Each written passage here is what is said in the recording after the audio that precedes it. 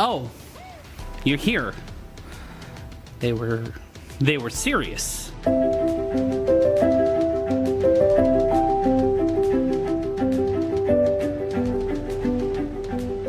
Welcome to Football This Morning. I'm Matt Ryan. Before we get into everything going on around the A7FL, let's get you prepared with what the games are going to be this morning across the A7FL. We start things off at noon as it will be the DC Buzz in the 6th seed taking on the 3rd-seeded Patterson U. At 2 o'clock, the 2nd seed in the East, the Tampa Nightcrawlers, will take on the 7th-seeded Snow Tribe. And to wrap things up in Charm City, at 4 o'clock, or immediately following our second game, for the first time ever, it'll be the Baltimore Watchmen taking on the Silk City Animals. That one is going to be a huge game, the first time these two teams have ever played. And it's going to be happening on the games of the week. But across the A7FL, we'll have games for you at 1 o'clock. It's the Ohio playoffs. It's the knockout round. The Sin City Chaos will take on the 4th seed QC Crush. And then immediately following that game at 4 o'clock, the 2nd seed Covington Heist will take on the 3rd seed Columbus Explorers. And then out in Nevada, it is a play-in game as the Pit Bosses in the Goldwell Square taking on the OTT as Sick-Wit looks to lock in the 1 seed in the A7FL playoffs. That play-in game will decide whether the Gold or the Pit Bosses will move on, as 5 teams will make it into the Nevada bracket of the 2024 National Playoff. Let's go through that bracket really quickly. We'll start with the West. Those playoffs start on June 9th, as the 1 seed will get a bye, but it'll be the 2 seed versus the 3 seed, which right now looks to be the Insomniacs and the Force, a huge opening round matchup. And then it would be the 4 seed taking on the Pack Force game, or the 2 seed versus the 3 seed. Ohio faced off against Nevada last season. This year they enter the East bracket because if the Chaos and the Heist win, or any of the teams that come out of that Ohio bracket, they will move into the Eastern bracket, as the Chaos will play host to a playoff game, and the Heist will go on the road to Asbury Park, New Jersey. Let's run through this really quickly for the East bracket. We have the BIC taking on the Renegades. That's going to be on June 9th in Asbury Park on A7FL.TV. Then we have the Nightcrawlers and the Snow Tribe, the Patterson U taking on the DC Buzz, the Baltimore Animals. The top 2 seeds, the winners of the BIC and Renegades game and Nightcrawlers and Snow Tribe game, will get a bye into the next round of the playoffs. But the winners of the Buzz and Patterson U game and the winners of the Animals and Watchmen game will move on, as the Chaos will play host to the winner of the Watchmen Animals, and the U will host most likely the Covington Heist. And then into that bracket, we'll have East versus East, West versus West in the Final Four, with the winner of the Snow Tribe Nightcrawlers game and the BIC Renegades game facing off against the 2 teams that made it out of the Ohio versus East bracket in round number 2. That one's going to be exciting, and all roads lead to July 21st with the A7FL National Championship. More information on tickets and how you can be a part of it coming soon to A7FL.com. But we tried something a little different this week on the 3-on-1 podcast. We're trying a little fantasy gimmick called the 3CS. Let's go back and hear why our first pick in the draft is our first pick in the draft. All right. Thank you. With the first pick in our fantasy draft, the Roughhouse Robbie select Sterry Codrington from the Trenton BIC, registering as a quarterback. Y'all know the vibes. Y'all in trouble now. I wish y'all luck. So you obviously got that one right. Zach said, All right. The thing to realize with this A7FL 3CS fantasy football is it's not going to be, while it is scored in a fashion that is similar to your traditional fantasy football, the value in these positions is something that you will see very different from traditional fantasy football. And that's just more or less how the game is played. We're seeing a lot of mobile style offenses. So we see a lot of quarterbacks carry big rushing yards, big rushing touchdown numbers. So that is to shine a little bit of insight there. Well, let me ask you this. If you're Corey Hammond right now, are you going to bet on yourself knowing that you are going to play in these playoffs? Or do you say, I know my limitations and I know what I want? I'm adding this to number 10. This is a sneak preview at the dumbest things that we've put on air. Number 10, Alex asking me if I think it is a good idea for Corey to draft himself in fantasy football. Can it also be added that it's super meta that he said, "Can I ask you a question?" Which is like my Yes. ultimate like glitch when I'm talking Corey, you and I are about both... me in like 3 levels of I love it. Corey, the metaception, you and I are both appreciating into it.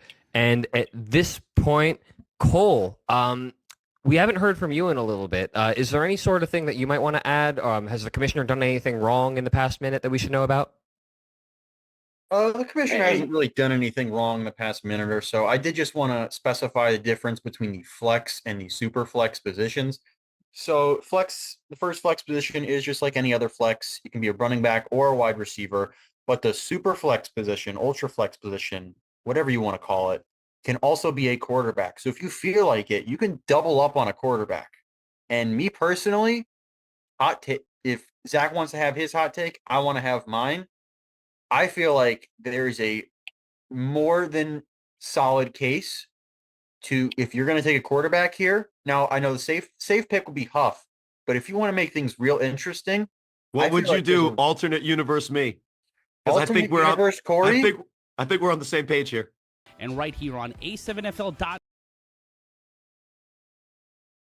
On YouTube right now, like, comment, subscribe, share, be a part of the conversation on social media, and give us a like, a follow, a comment, and give us a subscription right here on A7FL.tv and across A7FL's multiple social media platforms. But instead of going social, let's be kind, let's rewind, let's get a little old school as we talk to A7FL legend Ron Clark as we check in on Clark Video.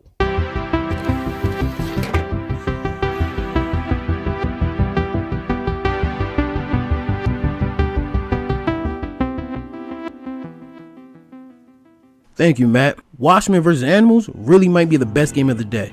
Judging by our chat group, it's looking like Watchmen might take this game away easily. Watching these two teams play, I have to say it might be an offensive battle. As I stated before, Watchmen has two of the best quarterbacks in the league on the same team. Both of them can draw up a great offense that'll dial up any defense. Buck is by far one of the best quarterbacks I've seen play this season. He doesn't get enough credit. Watch film. He'll dial up any defense. Whatever scheme you throw his way, he'll have a counter for it. He's a quarterback that can run the whole field, but he'll buy more time to get his receivers open. He's a man with great IQ. And come Sunday, Animals defense better have a great game plan to confuse that man. Now let's go to DT, David Tender, QB from the Animals. To me, he's a mix of Ben Roethlisberger and Cam Newton. That man's hard to take down, and he really can throw the whole field. That man really makes the players around him better. Animals have what it takes to compete on offense, but on defense, they need to really slow down the opposing team. All in all, both offenses look to be in tune, and you heard it here first. Whichever defense gets the first stop, I believe will win the game. And that's my thoughts on the game. Thanks for having me, Matt, and back to you in the shipping container. P.S. Big Rob, my dreads are catching up to yours, buddy. Thanks, Ron. Now let's go to the West Coast and hear from Dub Alvarez ahead of a play-in game in Sick With It, trying to coronate themselves as the regular season Western Division champion.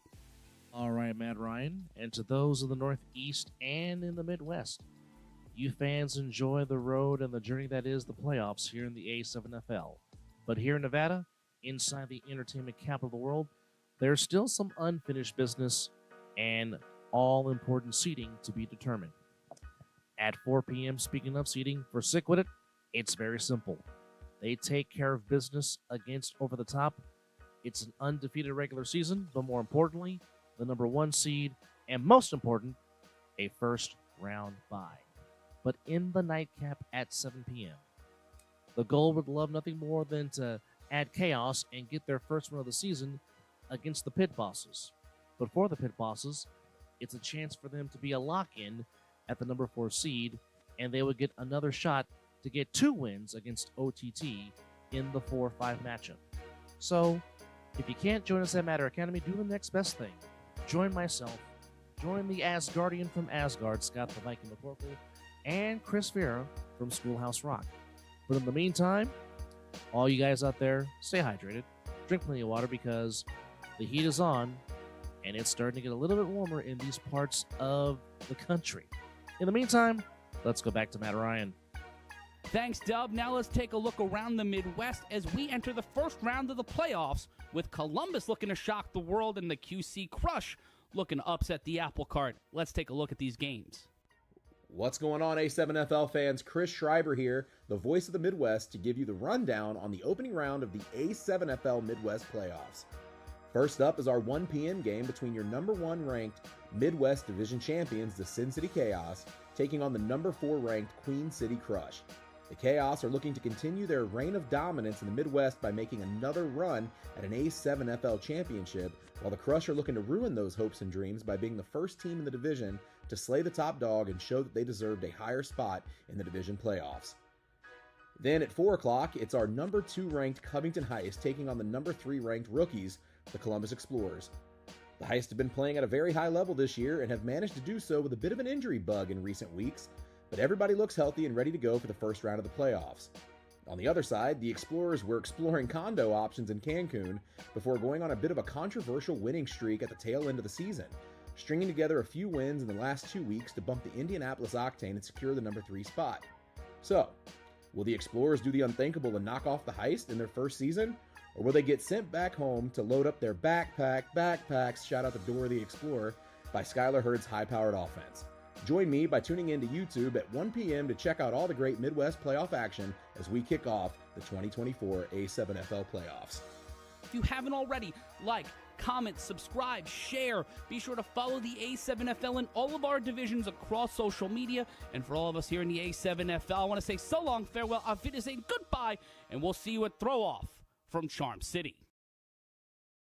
Experience the thrill of the road like never before. At 7th Gear Exotics, you're not just renting a car, you're stepping into a world of luxury with a wide range of exotic cars to choose from, and each one meticulously maintained. We're ready to deliver an unforgettable experience, whether it's a special occasion or just because you want to feel the sheer power of a roaring bull V10 under your control. We're here to make it reality, so why wait? Book your dream car today with 7th Gear Exotics.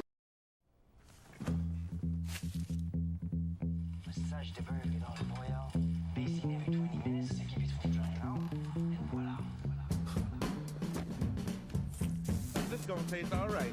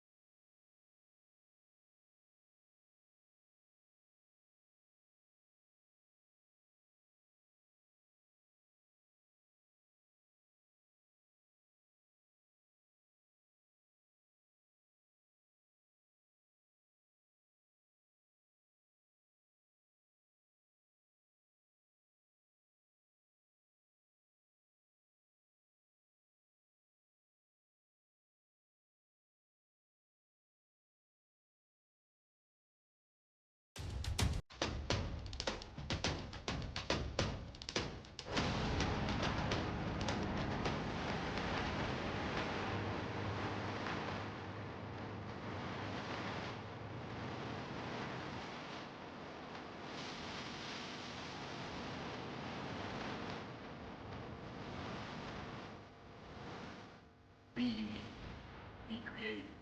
Go berserk. What's going on, everybody? Chris Schreiber here, voice of the A7FL Midwest Division, and we are here at Woodward High School here in Cincinnati, Ohio, to kick off the opening round of the 2024 A7FL playoffs.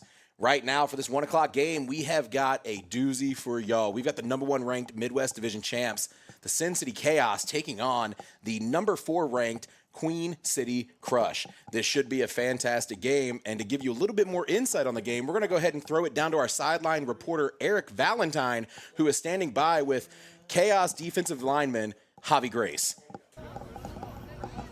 Hey, thanks, Chris. We got Javi here. Javi, talk to us a little bit about Chaos. This is now 2 years in a row for you guys. Number 1 seed coming in the playoffs.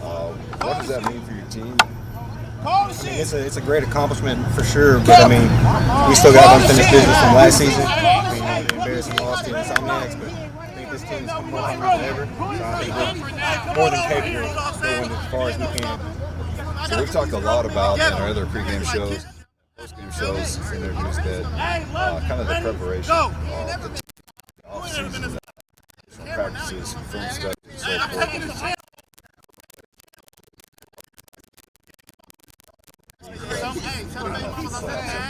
I mean, we have Zoom calls, every week. All right, and I guess we're having some technical difficulties down there on the sideline for that sideline report there, so I'm not entirely sure what's going on. But until then, we're just gonna chat about what's going on here in this game today. Sorry about that. We've got some solid weird feedback coming through the headset here, so I'm not sure what's going on. But yeah, taking a look there at the Queen City Crush there, Tyler Pennington making his first playoff start here as he's a rookie this year for the Queen City Crush, looking to really kind of prove that, the Crush feel like they may have got slighted a little bit. They looked like they were coming in at the number 3 seed this season, but some things didn't shake their way there at the end of the season, and now they are sitting at the number 4 spot and have a tall task ahead of them there with the Chaos. But Tyler Pennington's looking to really kind of pull out that JUCO magic that he's really good at, and he's looking to put together a solid game here against a really good Sin City Chaos defense. And it's going to be real interesting to see what happens. I know they're running with that 2 running back set there, Keyshawn Mitchell and Theo Smith. Theo Smith running like a chicken with his head cut off most of the season, man. He is unstoppable on the ground. Kind of panning over there to the Chaos into the field there. Coach Brent Smothers, he has got his team clicking on all cylinders, humming like a well-oiled machine.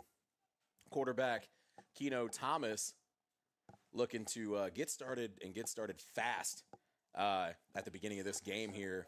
It'll be interesting to see how they play. I know they've been doing a 2 quarterback set and kind of been throwing them dudes out at wide receiver occasionally, but Seth Kosak also one guy to watch out for wherever he lines up at for the Chaos. One to point out there, we're getting a zoom in on that fella right there, the freight train with a Ferrari engine. That is number 33, Quentin Vaughn, back this week after a slight Achilles injury in Indianapolis against the Octane a couple weeks ago. So it's nice to see the big tight end coming back and ready to play here in the opening round of the 2024 A7FL playoffs. I don't have anything else to say. Are we muted?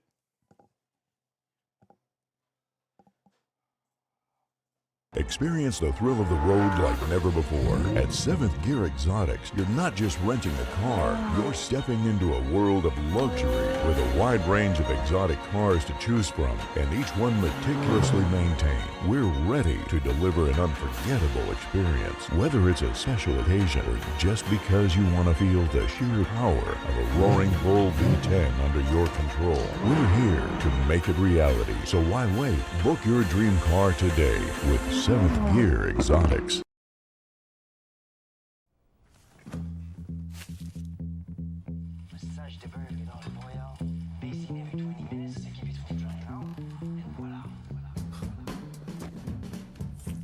This is gonna taste all right.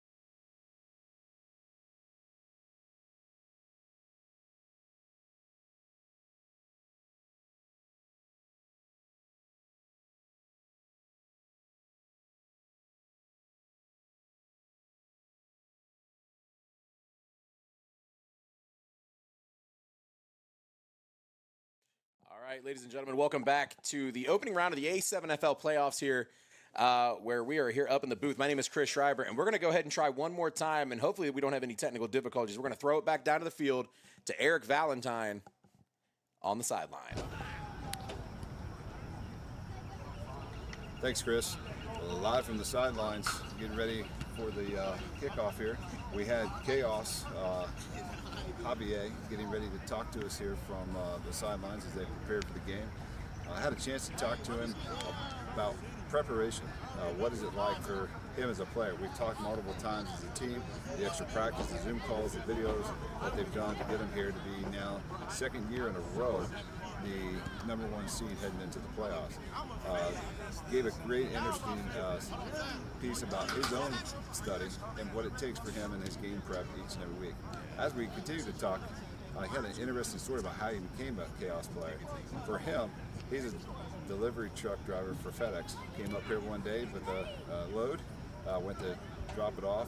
They happened to see him and asked him if he wanted to come out for practice. He drives from Alabama every week in order to be a part of this team and a part of the Chaos #1 seed. A great part of the action for them and a great reason they're #1 seed. Great story for him. On the other side, we talked to the Crush head coach making his appearance here in the playoffs and getting his team ready to go, excited for his team. Said don't undercut them. They know they're the underdog in this game, but they expect to deliver a good show. Chris, we're going to send it back up to you.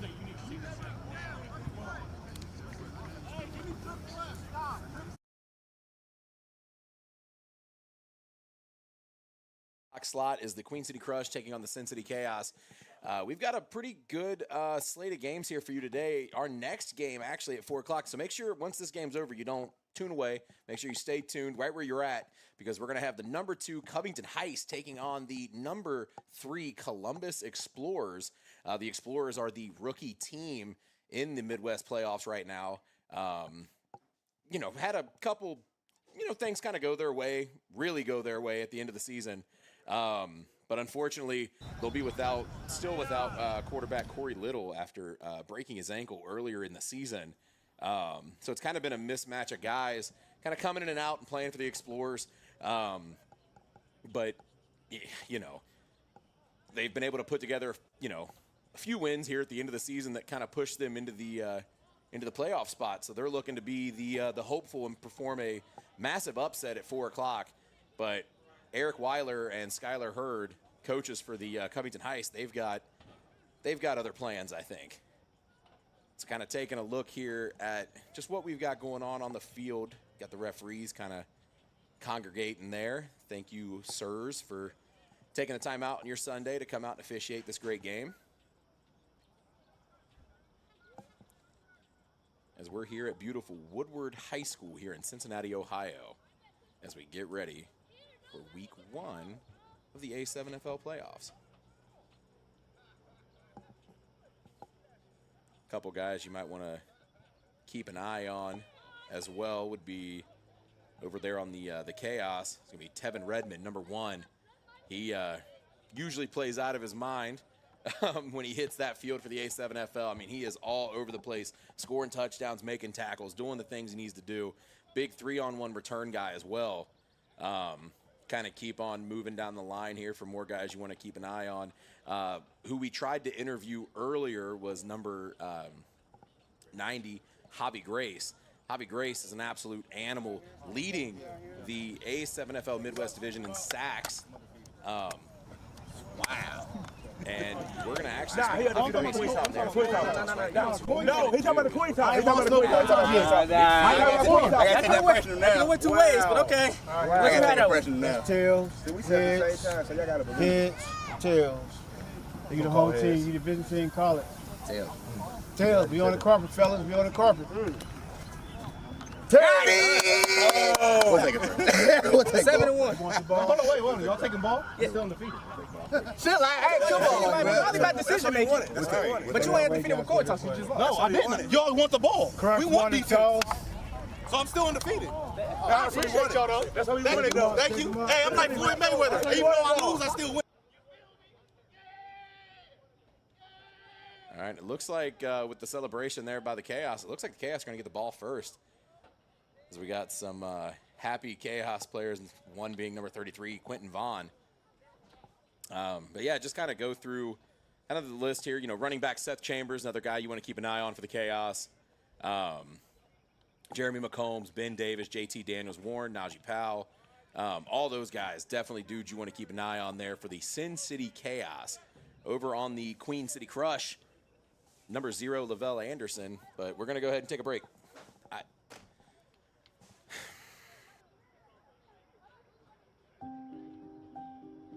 Something amazing is happening here. Climate researchers are weathering a data storm. That's because CDW transformed their devices and infrastructure with Lenovo ThinkPads and powerful edge-to-cloud solutions, delivering faster insights and increased performance, giving them the scale to stay ready for whatever's next. Make amazing happen. Lenovo and CDW.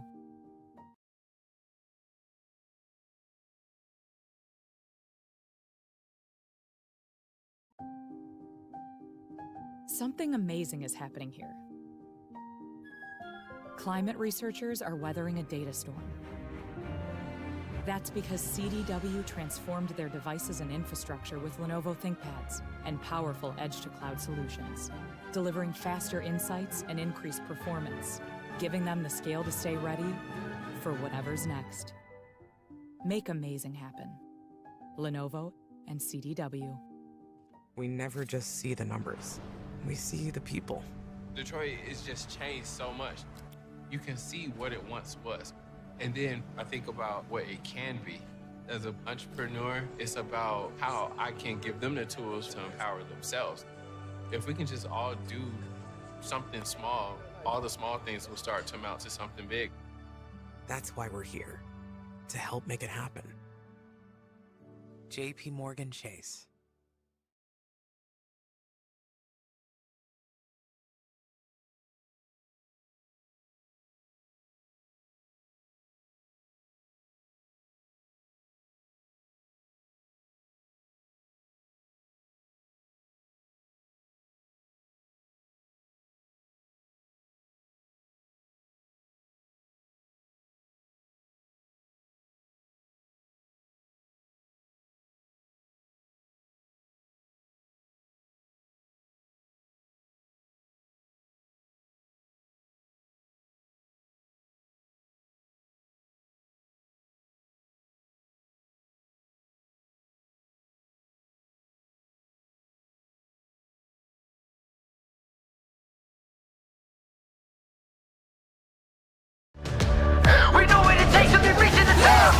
Lower the lights down, hand over my crown, hand over my heart.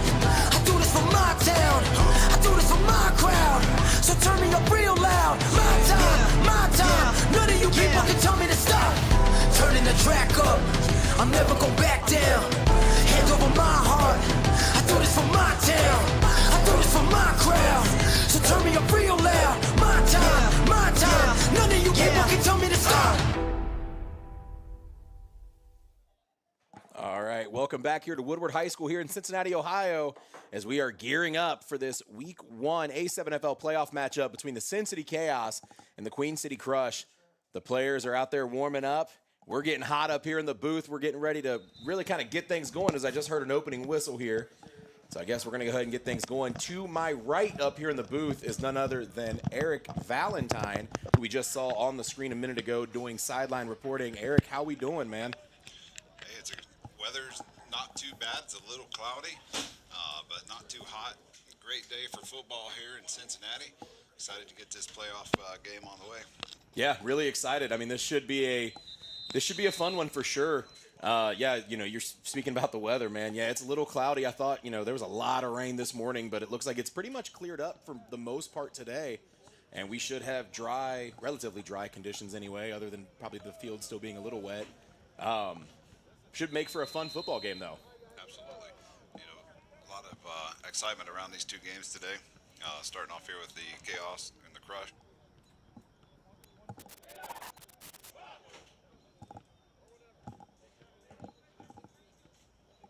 I just lost you completely. I didn't hear anything you said. I didn't hear anything. No, you're good. Okay. Yeah. So sorry about that, guys. We're having some technical difficulties up here in the booth. Not much you can do here at Woodward High School, unfortunately. But yeah, we're gonna go ahead and get ready to get this game taken care of. And actually, I think let's see who we got strolling out there on the field. So it looks like it's gonna be the Crush ball first. Back deep, that looks like Lavelle Anderson, number 0 for the Crush. Dangerous return guy. Yeah, I've had the opportunity to see him, up here, but also on the field as well as an official, and what a great opportunity for him. He does a really good job of seeing the field, watching those holes expand and hitting them, and then finding that cutback lane. Does a great job just all the way around. So interesting to see what he does here. Yeah, it'll be really interesting for sure to see that. He's a scary guy. When he gets into open space, he really can get that separation that he needs to really put a gap between him and a defender. Absolutely. We're going to throw off here. That's Keno Thomas throwing off. And we're off, ladies and gentlemen. Lavelle Anderson going across 25. Getting stopped up there at the 30, trying to find a lane here. As he rolls up the right side, he gets yanked out of bounds by his hair by number 21, Dre Pope. Yeah, not a bad return. Going to bring up first down on, looks like the 40-yard line. Yeah. It's going to be the Queen City Crush with rookie quarterback Tyler Pennington looking to make a name for himself here in his first playoff start in the A7FL.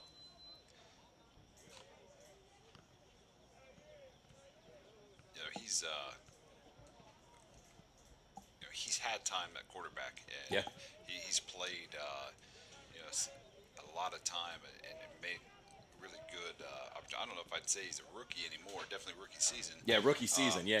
Because he's really been an integral part. Up in when they were playing the Octane up there, they had a great opportunity with him playing there and really showed his abilities at quarterback. And that was a short gain there by Tyler Pennington. Gain of a couple there on the quarterback keeper. Bring up second down and 7. So it looks like they went 2-back set on the last one. Looks like they're gonna split Keyshawn Mitchell into the slot and keep Theo Smith in the backfield. Out wide is Mike Bell, but they're gonna go straight to that slot, and it's gonna go in and out of the hands of Keyshawn Mitchell, who had, I believe that was Tevin Redmond, breathing down his neck. Yeah, wasn't going to get much off with that one. Just good defensive read there. So that's going to bring up third down for the Queen City Crush. I thought it was really kind of interesting this week, being the playoffs, and usually these matchups have a lot of back and forth with each other. Really didn't hear a lot this week with this one.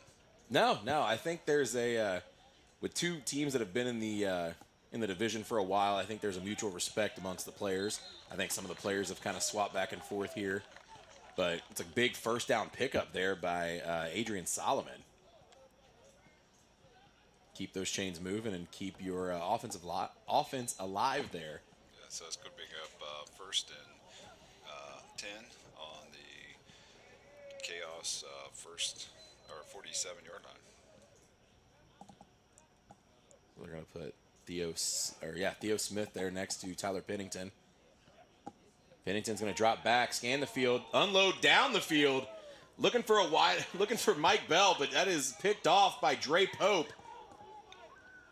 Dre is looking for some green there, trying to find a good running lane as he's going up the left side, getting behind JT Daniels-Warren as he gets wrapped up and thrown to the ground by quarterback Tyler Pennington. We got Bell, the intended receiver, getting up a little slow. Yeah, slow to get up there, kind of walking gingerly there for a second. Take a look at the replay there. So yeah, streaking down the field, and Dre just kind of turns on those jets just right there at the last second to kind of get right ahead of him, snap that ball right out of the air, and just take off back the other way. Not what you want on your opening possession. No, Crush got a major break there with a major hold. So that's going to bring up first and 10 after the interception for the Chaos. We're going to have Keno Smith in at quarterback. Devin Hicks in the backfield. Hicks finds a huge hole, but he's wrapped up initially by number 91, Casey Krause. Assistant coach and linebacker went on a blitz there and just missed him. Able to squeak by and get enough for a first down. Going to bring up first down and 10 on the 30 of the Crush with, just under 12 minutes to play.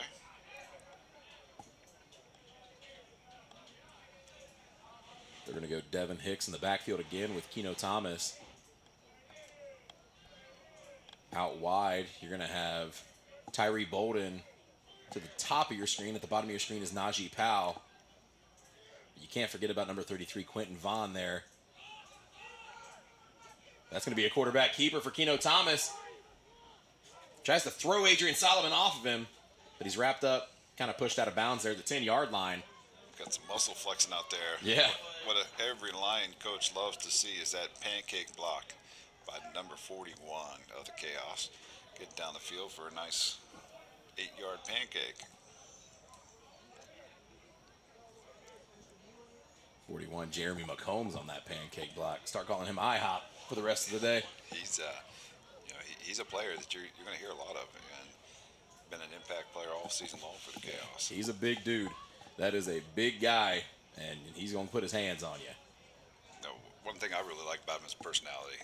He's got that tough mentality, but he's got that good personality that goes with it. We had a fake handoff there from Thomas.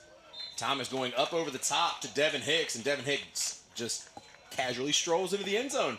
And your Chaos are on the board first for the day. Yeah, it looked like Crush got caught again in a blitz, linebacker blitz, and they had the outside covered pretty much, and had the fake handoff, and he just slipped through the line and was wide open in the middle there. And I know we were talking about it a minute ago, but I did catch another big pancake block out in the open field there by McCombs. Nice. Looks like he might be checking his nose for some blood. Might got a bloody nose on that one. So we're going to go ahead and go, I believe that's for 1 there. On the extra point. Devin Hicks remains in the backfield.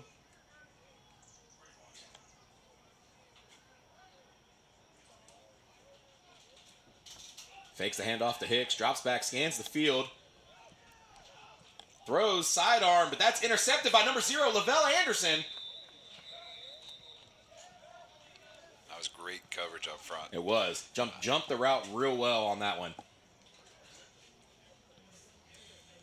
So that's going to give us 6-0 Chaos with 10:24 to go in the first.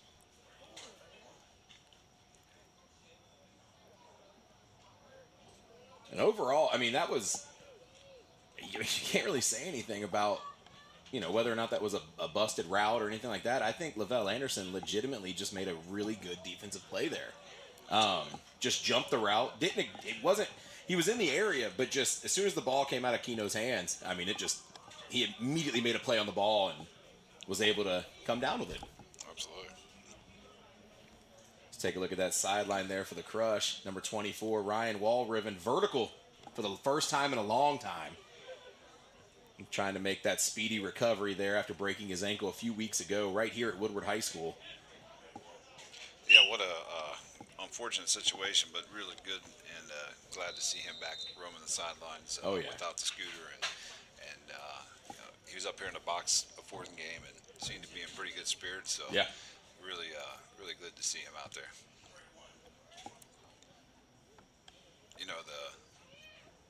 I'll come back to that. Get the throw off here. It's going to take a lofty bounce at the 15 there. I believe that's contact to the face. Not entirely sure who that is. I know that's not Zeb Munoz because that's what number we have here on the roster. We got some jawing going on down there on that sideline.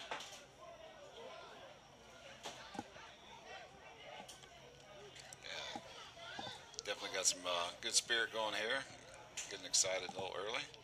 Yeah, that's number 27, White. We don't have him on our roster, unfortunately, ladies and gentlemen.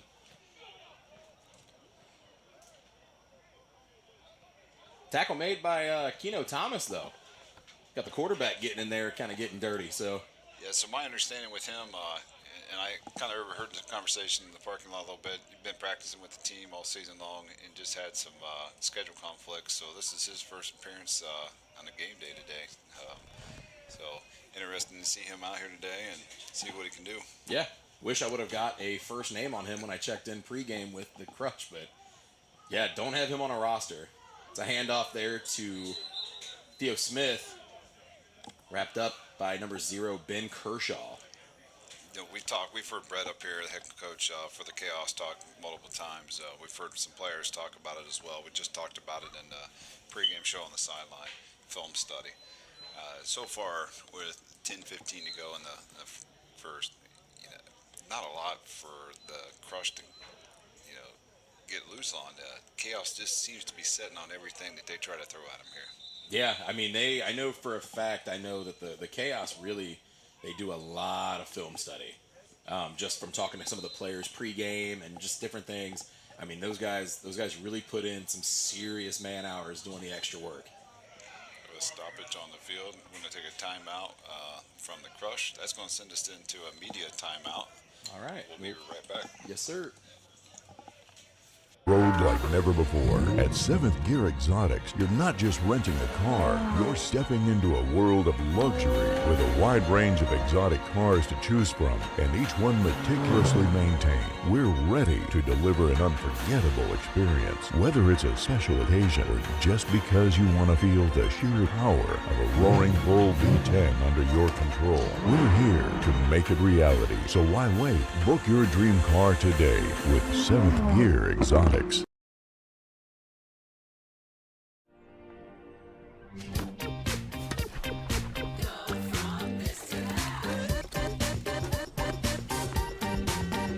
Where could reinvention take your business? Accenture, let there be change. All right, we are back after that quick timeout as the Crush take over here. Just, I think it's the 16 there, trying to get a good mark there. That's what it appears to be. Tyler Pennington and company taking the field one more time, looking to hopefully have a better outing than the first one. The drive started really well on the last drive, but just ended with the interception by Pope. That's intercepted again. That's number 0, Ben Kershaw. As Kershaw falls into the end zone. Again. For another Sin City Chaos touchdown. Again, Chaos just setting all over it, and not much Crush can really do there. This is just a great example of film study. Ben Kershaw, a big-time social media influencer. Not sure if many people know, but you can follow him on Instagram, PackMoneyBenny. Yeah, I've come across some of his. He's got a lot of followers. Absolutely. And those are the things this league is really looking for. Yeah. Trying to get these players that have those followings so we can continue to build our brand. Just another way to continue to grow and prosper the league. Yeah, I mean, if you want more in-depth, just overall content here for the A7FL, and especially these games, I mean, you want to check out his social media because he does mic'd ups, constantly putting out content involving the A7FL and the other ventures that he has in his life. It's a lot of really cool information and a lot of really cool insight and content that he really puts out there. So yeah, interesting stuff, and I don't understand how some people have the time to do it all, but really good stuff. He put out some good products. Oh yeah, got a reverse pass here. That's for a 2-point. That's going to that's Zay Buddha with the quick pitch there to number 33, Quentin Vaughn. Quentin Vaughn trying to find the running lane as he flips it back. It's going to be a fumble. Jeremy McCombs is going to pick it up with one hand. He's going to take off running. He's going to get slapped out of bounds there. I think that was Shane Kennedy on the tackle. Yeah, definitely not the way it planned out. That double reverse pass, and we've seen that play multiple times from the Chaos, and it works. I don't think I've ever seen it this season on the goal line. It was definitely disrupted, that's for sure. And I think if Vaughn just gets upfield here, and he scores. I mean, that's a big dude to take down. We've seen him I know. time and time carrying the ball and carrying people on his back. Just get up the field, big guy. Yeah, most of the time though, man, I'm gonna be honest with you. A lot of times though, it's usually smaller, much smaller guys trying to take him down. Shane Kennedy's not a small guy. Yeah. Shane Kennedy got a hold of him and was able to bring him down fairly quick. Absolutely. So we're at the 9:56 mark. Here in the first with 12-0 Chaos. Getting ready to throw off the ball. Looks like back deep to return there. I think that's number 2, Keyshawn Mitchell for the Crush.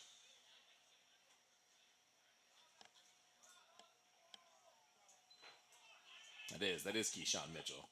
So Mitchell's going to cross the 30, but not before being wrapped up and tackled. Once again, that's number 9, Keno Thomas. Looks like the ball's going to be spotted on the 34-yard line.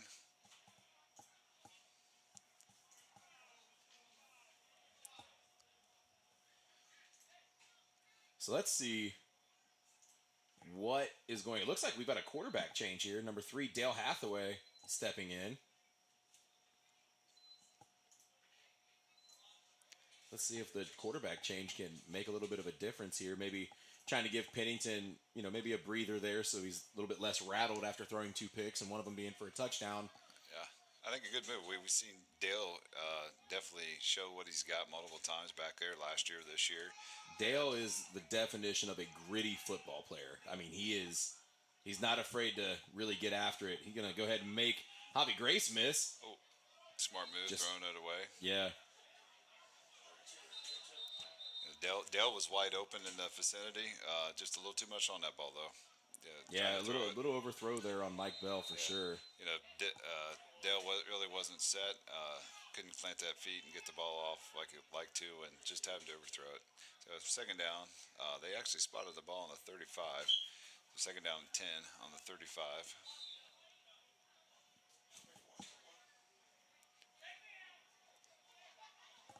So we got some little extracurricular commentary down here on the sideline for the Chaos with the coaches.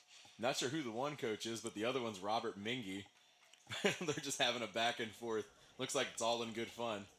Yeah, I think they have increased their coaching staff a little bit over the last couple weeks. So they're going to do the fake handoff to Mitchell, and then they're going to turn around and hand the ball off to Theo Smith. Theo Smith fighting his way forward, but I think he's just... Now they're going to give it to him. Thought maybe he would have been just shy of the first down marker, but it looks like they're going to move those sticks. Yeah, definitely a generous spot there. Yeah. From my 1,000-yard view, it looked like it could have been maybe a half a yard shy, but... Absolutely. I think head coach for the Chaos is, a moment ago, was pointing that out. So we're going to hand off once again. That's... Oh, wait, no, that's a replay here. Oh, yeah. Yeah, just shy. Just a little bit. Empty backfield for Hathaway. Hathaway going to unload over the middle of the field. Ooh. Pass intended for Keyshawn Mitchell, just in and out of the fingertips there.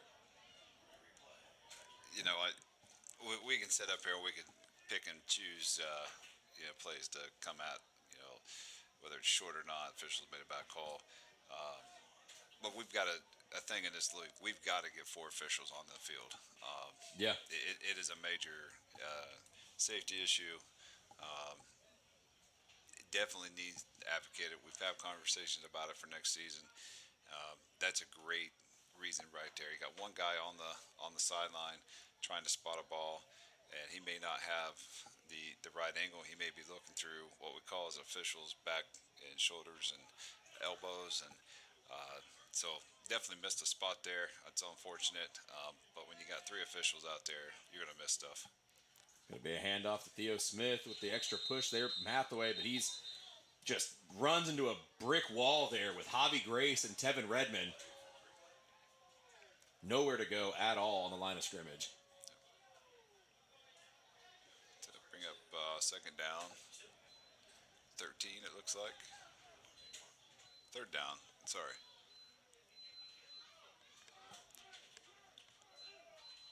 Have some substitutions in there. Jeremy Dunn, Birdseed, running off the field there. JT Daniels-Warren come in for him.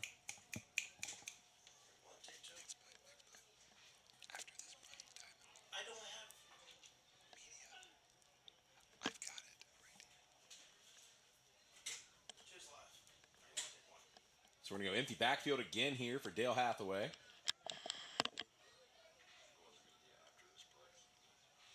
Bottom of your screen there is Mike Bell, the deep threat.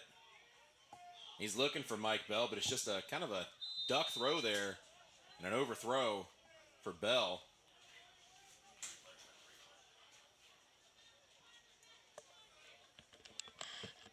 Yeah, just kind of a odd throw there.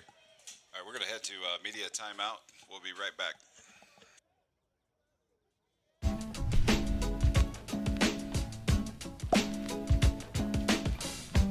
Experience the thrill of the road like never before. At 7th Gear Exotics, you're not just renting a car, you're stepping into a world of luxury with a wide range of exotic cars to choose from, and each one meticulously maintained. We're ready to deliver an unforgettable experience, whether it's a special occasion or just because you want to feel the sheer power of a roaring bull V10 under your control. We're here to make it reality, so why wait? Book your dream car today with 7th Gear Exotics. See it? Can we see a dinosaur? Say it. Hey Google, take me to the Natural History Museum. Display it. That's tech, according to the 2024 Nissan Rogue. All right, and we are back here, Woodward High School. 12-0 chaos here. This is going to bring up a 4th down for the Crush. Back in at quarterback is number 11, Tyler Pennington. Looks like Pennington's going to go for an empty backfield as well. Bell and Solomon at the bottom of your screen. Up top, Theo Smith.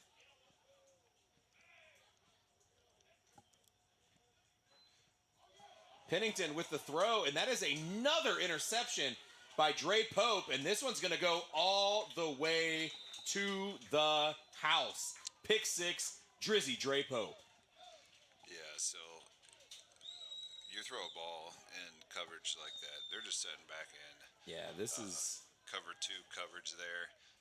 You got to put that ball low, and you got to know that if you hit that ball up high, the receiver can't throw it up in the air like that and let it ricochet, because it's just setting it up for just in and out of the hands there at Bell. It's got to be down at the chest and down to the hip level to keep from that happening.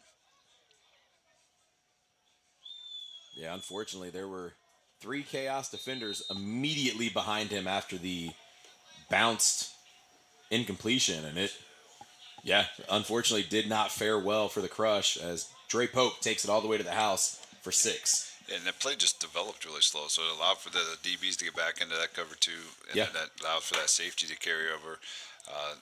Just like you said, having 3 defensive backs there, there was no chance for that not to be a pick.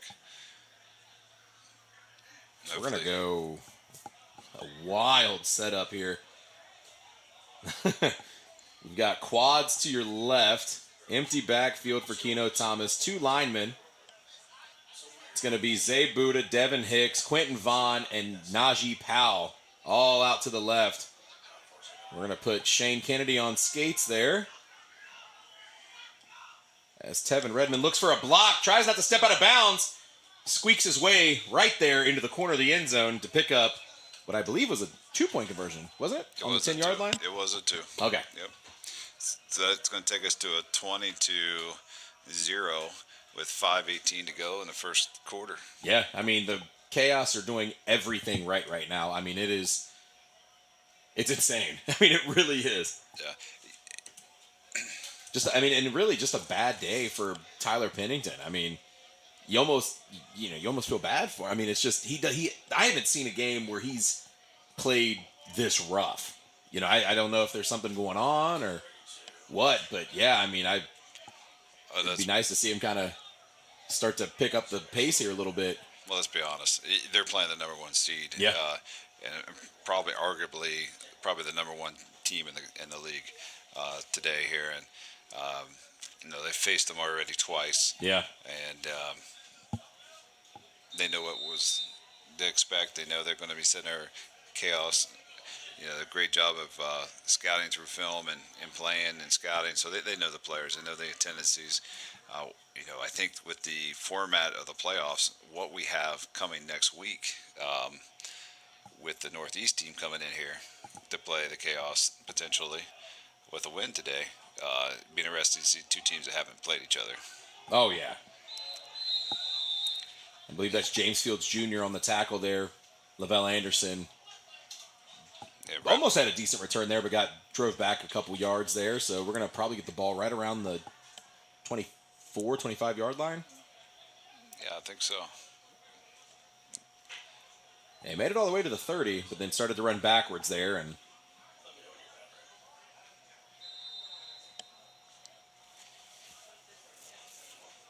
it's going to be a 1st and 10 crush.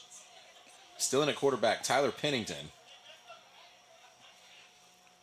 We've also, looks like we got 2 quarterbacks in, though, with Dale Hathaway probably playing running back. The last time we saw that was a little trickery going on. A little flea flicker, little flea flicker action, yeah. There it is. There it is, yeah, called it. And Chaos are setting all over. Yeah, they're watching it, but they're going to call a pass interference. That's going to be on the Chaos, I think.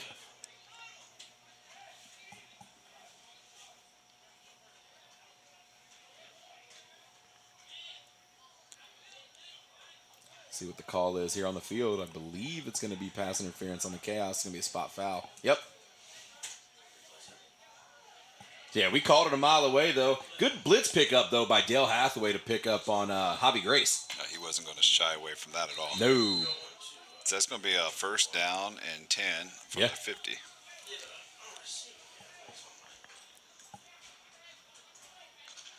And I do know that we're not going to go for another flea flicker because Dale is not on the field. We're going to go empty backfield, though, for Pennington. Yeah, we'd love seeing Dale out here, but unfortunately, Dale can't be on the field and on the sideline. Yeah, oh, yeah.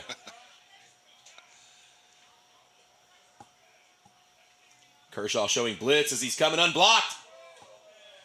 It's going to be Mike Bell, completion.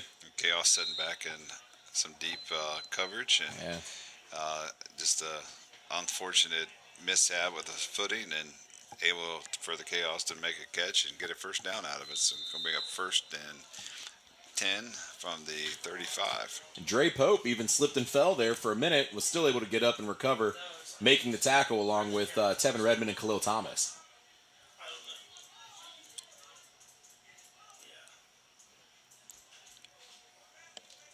My only question would be, will the Crush be able to continue this solid momentum that they're kind of gaining, starting to pick up here a little bit? Yeah, I hope they do. I hate to see them not be successful. They've worked hard all season long, and they've been in some games and that they should have won, and then they went up to quick throw there to number 10, Adrian Solomon. Went up to pass though. Octane and up in Indianapolis at their first home opener and upset them. And yeah, great game. That was a really great game. God, that was an edge of your seat game. If there was ever a chance for the A7FL to make it to Sports Center, that would have been a Sports Center top 10 game. That broke. That was the first record setting for us with our attendance viewership. I do remember that. Yeah. And from there, it's just been on and on. Great things happening here in the Midwest with the A7. So we're going to go an empty backfield again. Adrian Solomon up top. P. Strong in the slot. And Mike Bell out wide at the bottom of your screen. Pennington dropping back, getting some pressure, but throws across the middle. And that is another interception, this time by number 5, Khalil Thomas. Horse collar. So, be interesting to see that one again. It looks like potentially a horse collar. Let's take a look. I thought maybe they snagged him up by some hair, but I can't really tell. I think all of his hair's tucked into the mask. Let's see. Yeah, it could have been a horse collar. That's horse collar. Yeah, and again, that's just one of those unfortunate things, not having 4 officials, and we're going to miss things like that. Definitely won't want somebody to get hurt. So that is 4 interceptions on the day. Yeah, they were just sitting back in soft cover 1, and safety setting high and came across the middle of the field, was able to read it well and pick it off. And they're playing deep too. I mean, they're waiting for it I think the Chaos's game plan right now, just kind of what you're seeing here in the first quarter, is they're going to try to they're going to want you to beat them with the short game. Yeah. But even then, it's going to be tough. Yeah. Empty backfield, Keno Thomas dropping back, scanning the field, throws, quick pass there to number 7, Phillip Banks. Banks with a stiff arm, but not before getting drugged down by number 2, Keyshawn Mitchell. Yeah, the receivers are doing a great job for the Chaos, getting down the field and making those blocks, maintaining the blocks. Crush struggling to get off of them. That's going to move the chains, pick up of a first down there right at the 36-yard line. Approaching the 1 minute mark here in the first. It's an empty backfield, drop back, looking to pass, running behind Jeremy McCombs. Spins out of one tackler, but was unable to get away from Tyrese White.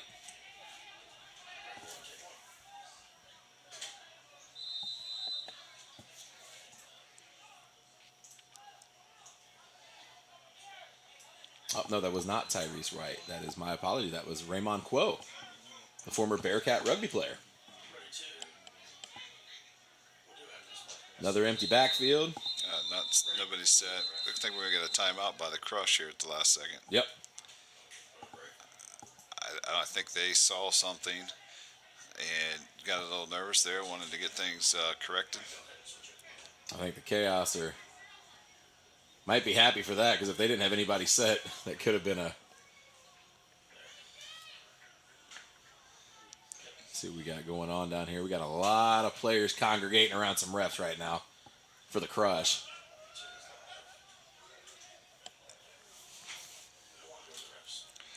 Not entirely sure what's going on here. Yeah. Looks like they've kind of backed off a little bit, though.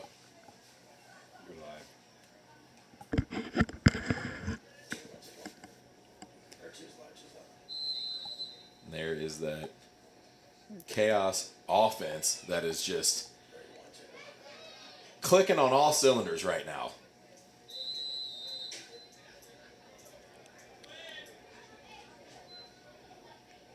So we await the whistle to get started here. First and 10 from the 50. Devin Hicks in the backfield with Keno Thomas. Thomas getting some pressure by Shane Kennedy. Kennedy going to try to run him down. Yeah, Kennedy came on a blitz and was wide open. Nobody picked him up. Yeah. Eventually he was hit by number 3, Dale Hathaway.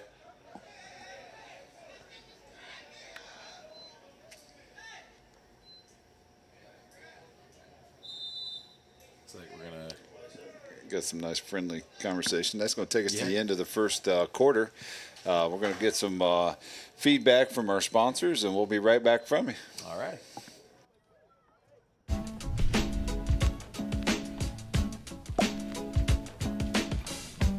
Experience the thrill of the road like never before. At 7th Gear Exotics, you're not just renting a car, you're stepping into a world of luxury with a wide range of exotic cars to choose from, and each one meticulously maintained. We're ready to deliver an unforgettable experience, whether it's a special occasion or just because you want to feel the sheer power of a roaring bull V10 under your control. We're here to make it reality, so why wait? Book your dream car today with 7th Gear Exotics.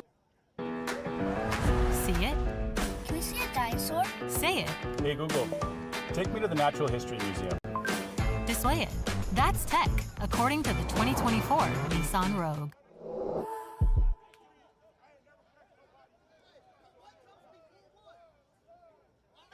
All right, we are back here to start off the second quarter of this game. Your score sitting at Cincinnati Chaos 20, Quincy Crush 0.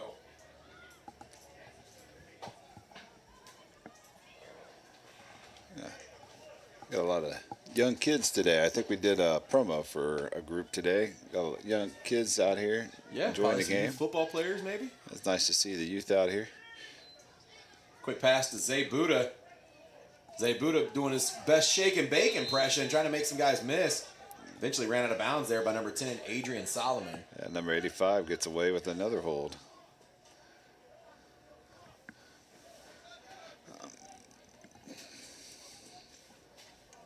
So that's going to bring up 1st and 10 from the 35 of the Crush as the Chaos is approaching the strike again.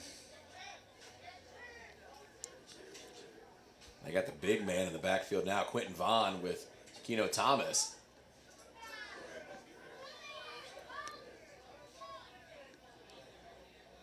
Thomas takes a snap with the quick handoff to Vaughn. Vaughn has a huge hole to run through. Lowers his shoulder, but he's eventually brought down there by number 13, Mike Bell. Yeah, Crush, they had 3 wide for the Chaos that time. And the Crush lined up and shifted everybody towards that heavy look towards the right, but left the left side completely open.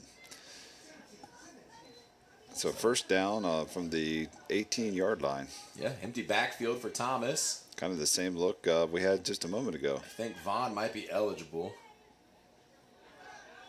We're going to go across the middle of the field. Phillip Banks going up top. And that's going to be another Sin City Chaos touchdown. Number 7, Uncle Phillip Banks. 13:36 to go. Didn't take much time for that at all. Take a look at this replay here. Just right across the middle, he goes up, gets it right over the head of Dale Hathaway. Just strolls into the back of the end zone.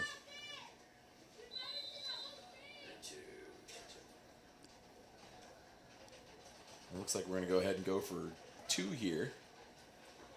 But your score pending the extra point is 26-0 Chaos.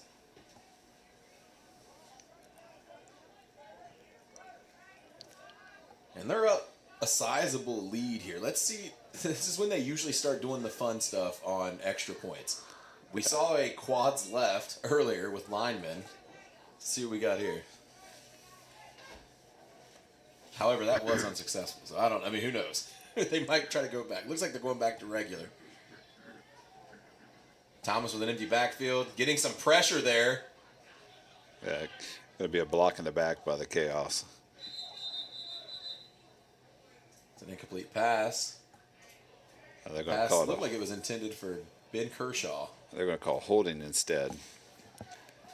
They're going to decline it. Crush is going to decline it. The try is going to be unsuccessful.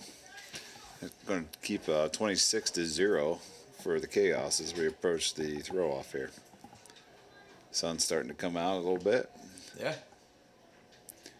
Might start to heat up a little bit. Yeah, there's a lot of moisture out there. So Yeah. it was already a little stuffy on the field during pregame, and it's not going to take long for that to warm back up. So it looks like back deep to return there for the Crush is going to be Tyrese White, number 27. We were able to radio down and get a name during our last break, so Tyrese White.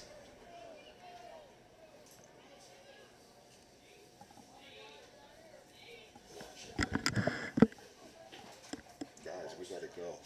Pope, Kershaw, and Thomas taking the field for the 3-on-1. As soon as the score goes, blow your whistle. Going for a delayed game.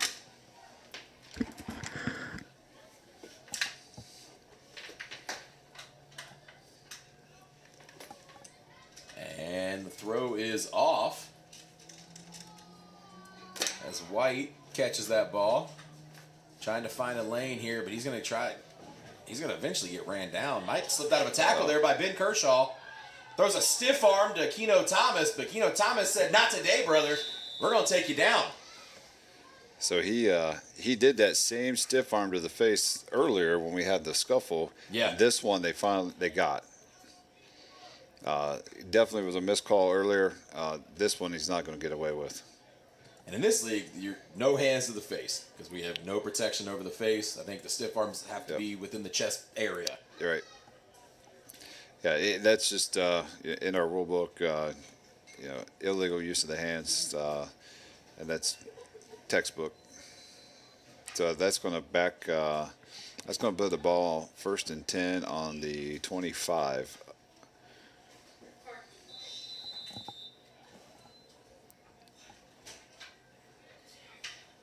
So back in at quarterback, number 11, Tyler Pennington. In the backfield with him is number 2, Keyshawn Mitchell.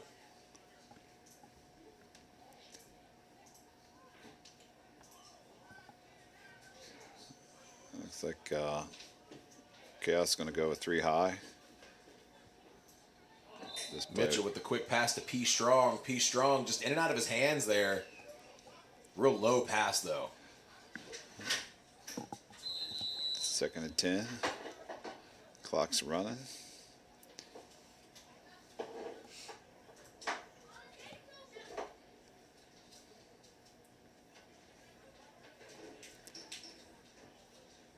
Looks like set up on that defensive line. Looks like your rushers are going to be Lester Robinson, Tevin Redmond, and Hobby Grace. There are 3 dudes you don't want lined up in front of you. And it looks like we got a blitzer coming with Ben Kershaw. Yeah, last 2 plays, they put Ben up there on the line. And I don't blame them. I mean, the Crush really hasn't been able to get anything in the air going besides interceptions. So putting him down there and go ahead and eliminate the run as well. Yeah, I mean, they did a fantastic job there with the quick pitch to Keyshawn Mitchell, but just getting ate up immediately by number 1, Tevin Redmond.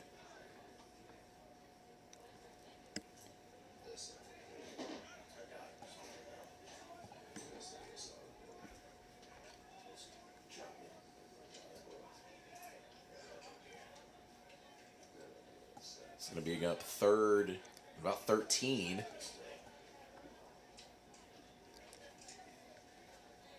Vel Anderson at the bottom of your screen, split out wide. On him is Dre Pope of the Chaos. Anderson with the catch. Picking up the first down, trying to slip out of a tackle, but I think he hit his face on the turf. it was either on the turf or it was on the back of the foot there of, I believe that's Khalil Thomas.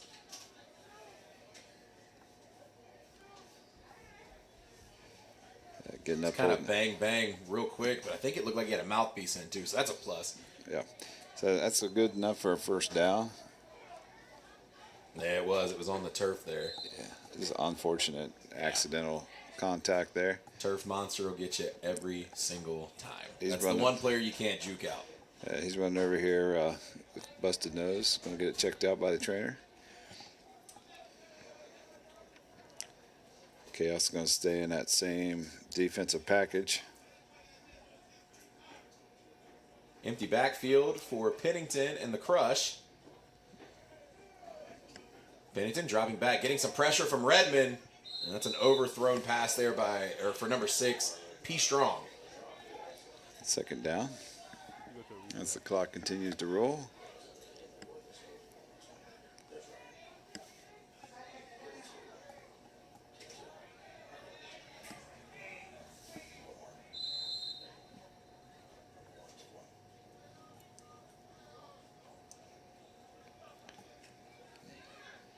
So the pace, for the Crush, the pace of the game, they're trying to, I feel like they're really trying to slow it down a little bit, maybe try to gather their composure a little bit. I mean, obviously with the early lead there, game script out the window at that point. Gonna go empty backfield for Pennington. Pennington with the quick pass there. That's number 8, Theo Smith. Thought Smith was going to try to find the hole there, but unfortunately he was wrapped up and unable to do so by number 0, Ben Kershaw.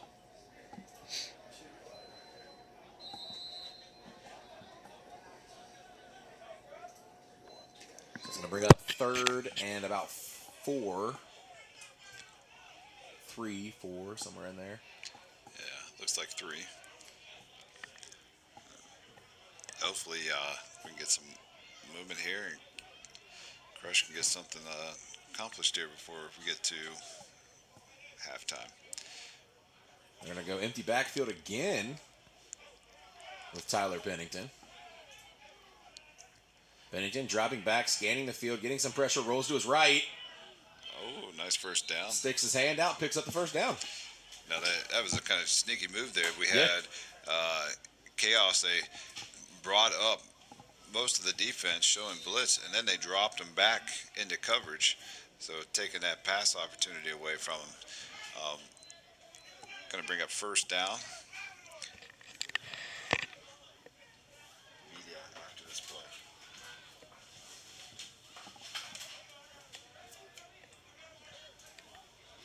All right, so we've got Tyrese White in the backfield with Tyler Pennington.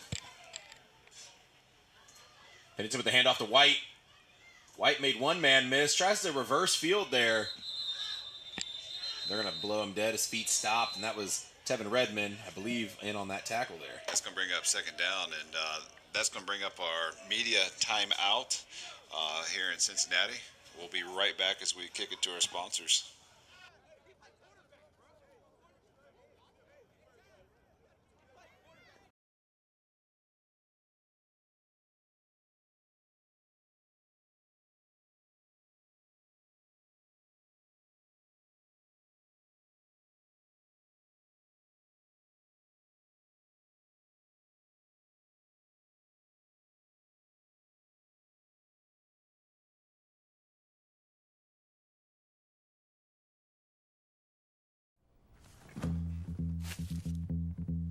Massage de burger dans le Montréal. Baissiner avec 20 minutes, c'est ce qui vite font plein, non? And voilà. This is gonna taste all right.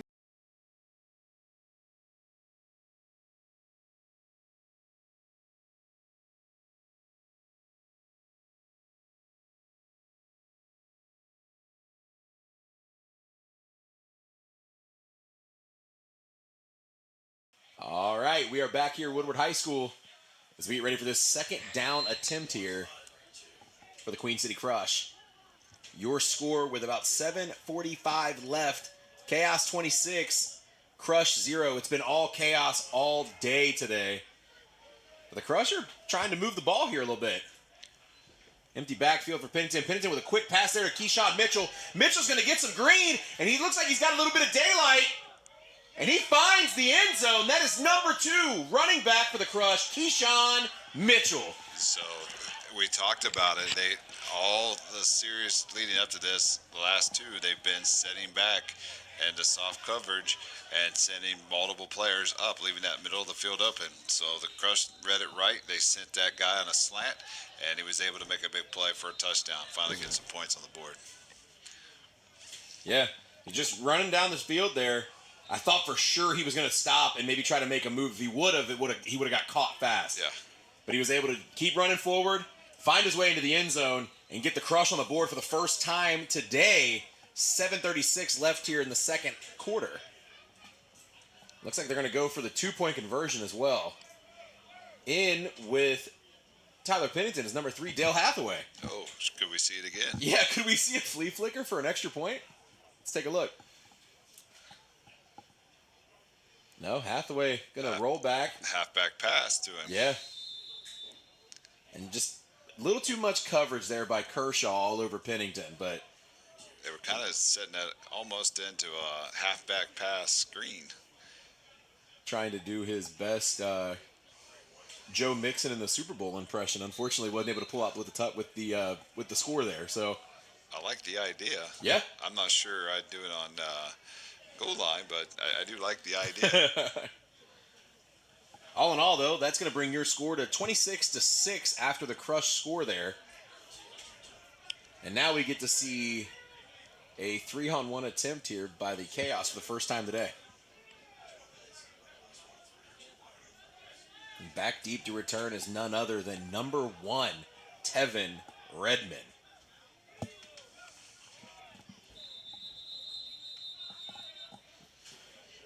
While we've got a dead play here for a second, I do want to give a shout out to the country of Switzerland. We've got guys watching in Switzerland right now on YouTube.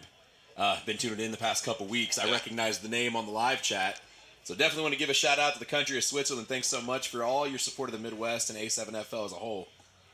Yeah, for sure. Our national brand continues to grow just as our local brand here in the Midwest, and definitely happy to see that continue to prosper and get that international recognition.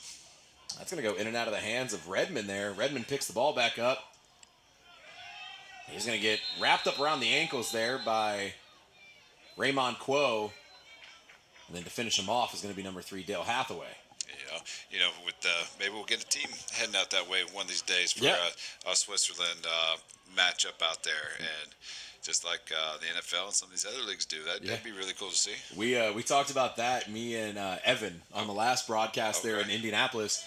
I think the guy who was commenting on the YouTube stream, he was talking about Switzerland, how he was watching Switzerland, and we had said, it'd be cool to get some international games or something. Just something where we send teams out.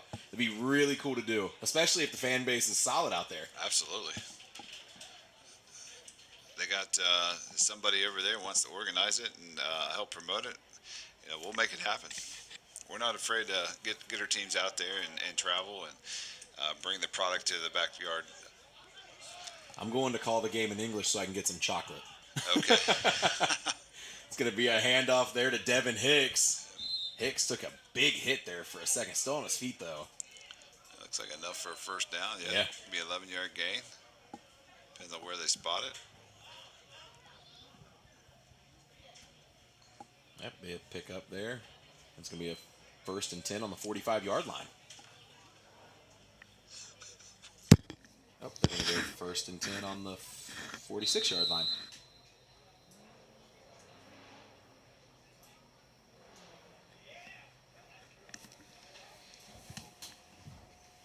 So it looks like we're going to have Dale Hathaway in. He's going to be rushing for the crush. You got him lined up at the end, yeah? Yeah. Can't miss those bright green cleats. But he's going to have a tall task in front of him there with Jeremy McCombs as his offensive lineman. That's for sure. Let's hope our good buddy Dale doesn't take a trip to IHOP for an all-you-can-eat pancake special. That's all I'm saying. Takes the handoff to Hicks. Keno going across the middle. Tyree Bolden. He's tackled out of bounds there by Adrian Solomon, but not before catching that pass and picking up a huge first down for the Chaos.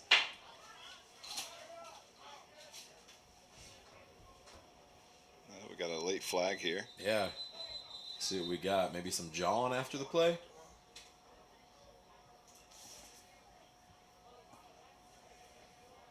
Looks like it's going to be on the crush, whatever it was. I didn't see a signal.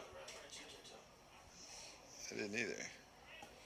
No signal. The only thing I saw was a point in the direction of the crush, but I did not see a foul signal.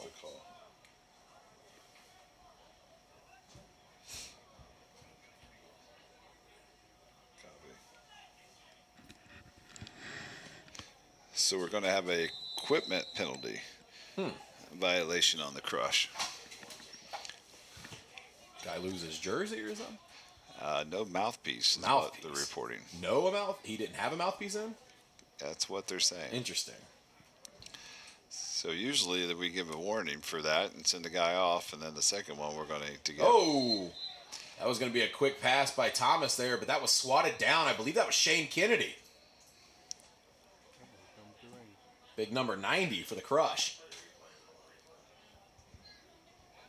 Yep. Kennedy was able to get one of those big bear paws in there and swat down the sidearm pass by Keno Thomas, bringing up a second down here. Actually, they got a second down and don't have it marked. Down marker's not correct.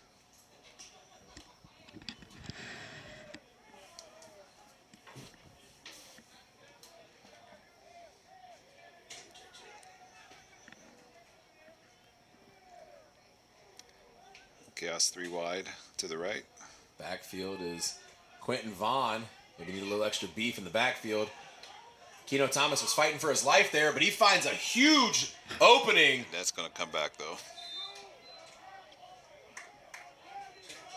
Body's falling all off of Keno Thomas, but yeah, there is a flag way back in the backfield, back on the 35-yard line. Call holding. Holding on the Chaos.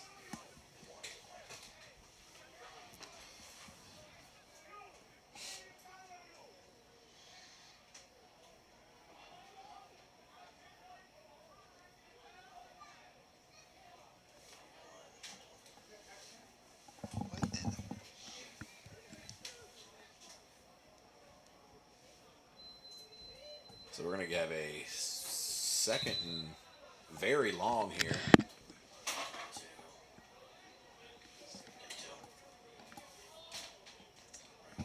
Oh, maybe it should be a third and long, actually.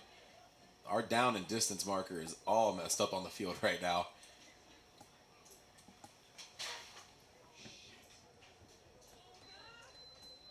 I don't believe you got the ball spotted correctly. Take a look here. We might have a quick stoppage just to figure out what's going on. I think there might be an issue with ball spotting, or so I'm not entirely sure, to be honest with you, but I think they're going to go. They're just going to continue to run with it. So and that's going to be the big man, number 23, Lee Holmes, getting the rare sack on Keno Thomas, and that's going to bring him back much farther. You don't see that very often. That offensive line for the Chaos is usually really solid. But Lee Holmes was able to get back in that backfield and, no pun intended, but create a little bit of chaos for Keno Thomas. absolutely. So that's going to bring up a long third down from the Chaos's side of the field of 45. Got to get to the 10 of the Crush to get a first down. We got a misapplied rule here on the field. Officials indicating they had a hold and they enforced it from the spot. That being in the backfield, we should have enforced it from the line of scrimmage. Quick pass there to Phillip Banks, and Banks is going to have Green in front of him. Stays on his feet with a quick spin. He's looking to pick up the first down and much, much more as he finds a quick lane, steps into the end zone, and that is a huge Sin City Chaos touchdown by number 7, Phillip Banks. And just like that, we thought this was going to be an impossible feat, and the Chaos ends up showing that they can overcome it. So pending the extra point attempt here, it's going to be 32-6, Sin City Chaos.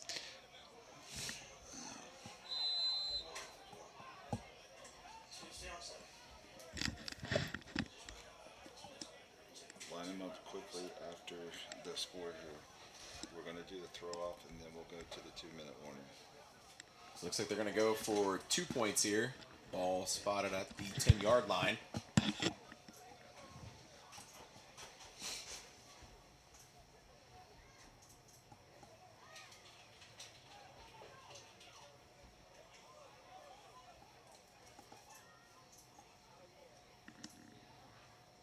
We're going to get Quentin Vaughn in the backfield with Keno Thomas.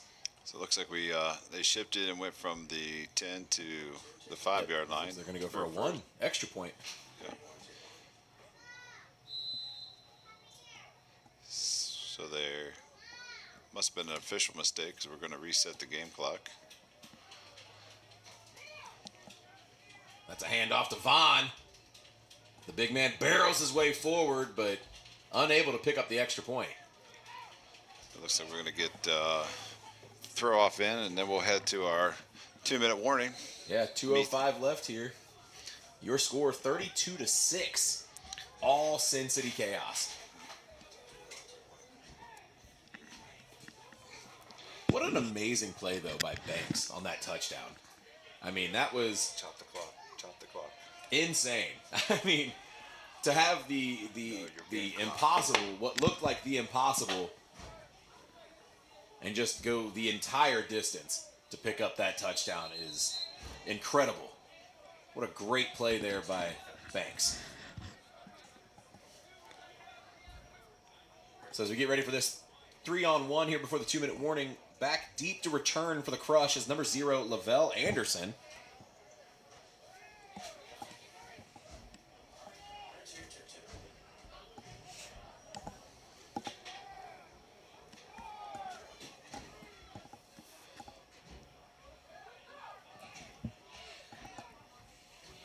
Take a bounce. Lavelle's going to get it off the bounce. One guy slides and misses, but he is not going to get past Thomas and Redmond. And that's going to take us to a 2-minute warning. We'll be right back, folks, after we take a 2-minute media commercial time to give some love to our sponsors. We'll be right back. Something amazing is happening here. Climate researchers are weathering a data storm. That's because CDW transformed their devices and infrastructure with Lenovo ThinkPads and powerful edge-to-cloud solutions, delivering faster insights and increased performance, giving them the scale to stay ready for whatever's next. Make amazing happen. Lenovo and CDW. Something amazing is happening here. Inventory is practically moving itself, quickly and securely. Classrooms are getting more immersive. Data is powering insights and imagination. CDW partners with you to get the most from your technology. We work with you to plan it, build it at scale, and manage it, so you can do amazing. All right, we are back here. Got started a little bit early here out on the field. The ref crew got started a hair early here on the after the 2-minute warning, so we've already had one play get ran.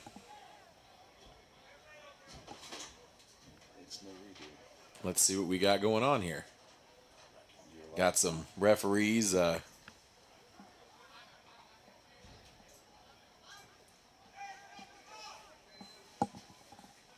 Now we got technical difficulties on the clock.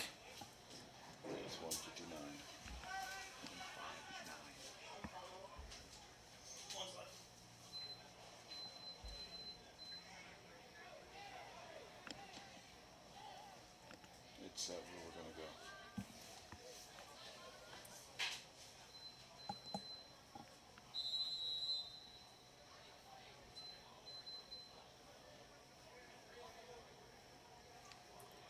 We're going to go ahead and get started here. This 1st and 10 attempt here on the 35-yard line for the Crush.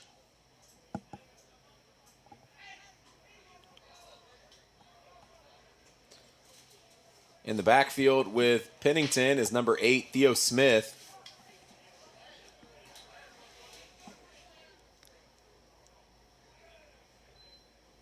Handoff to Smith, but not before being wrapped up almost immediately by number 90, Javi Grace. Maybe good for a yard.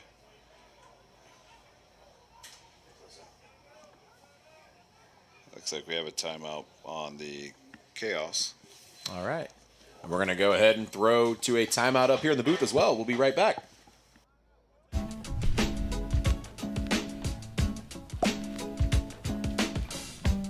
Experience the thrill of the road like never before. At 7th Gear Exotics, you're not just renting a car, you're stepping into a world of luxury with a wide range of exotic cars to choose from, and each one meticulously maintained.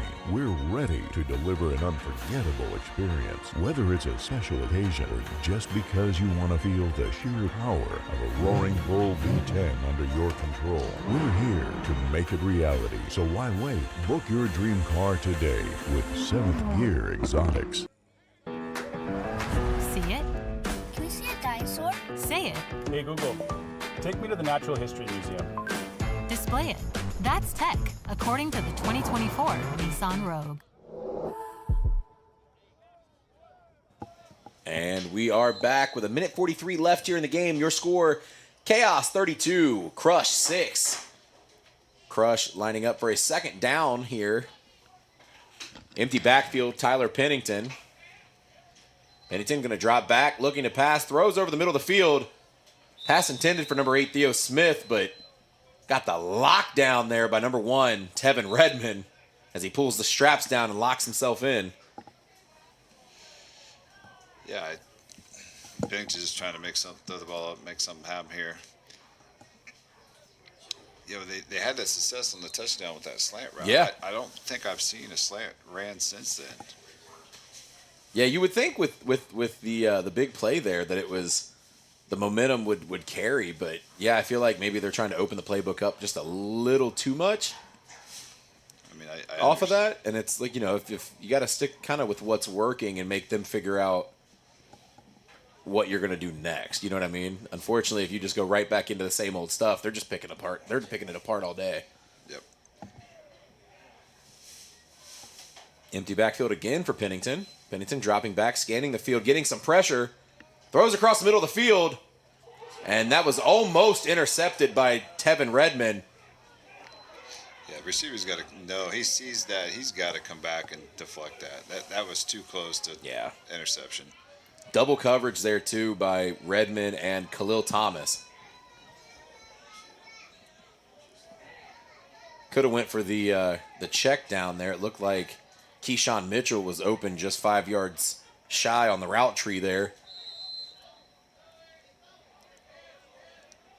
Hindsight's always 20/20, however, especially when you have a replay. True.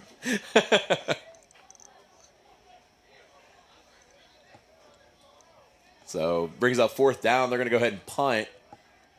I believe that is Tyree Bolden back deep to return for the Chaos.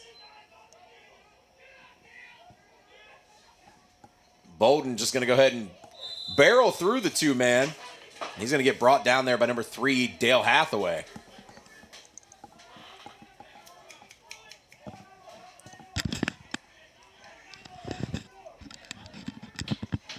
And then around the feet there is Raymond Quo. And we're approaching 1 minute left here in the half.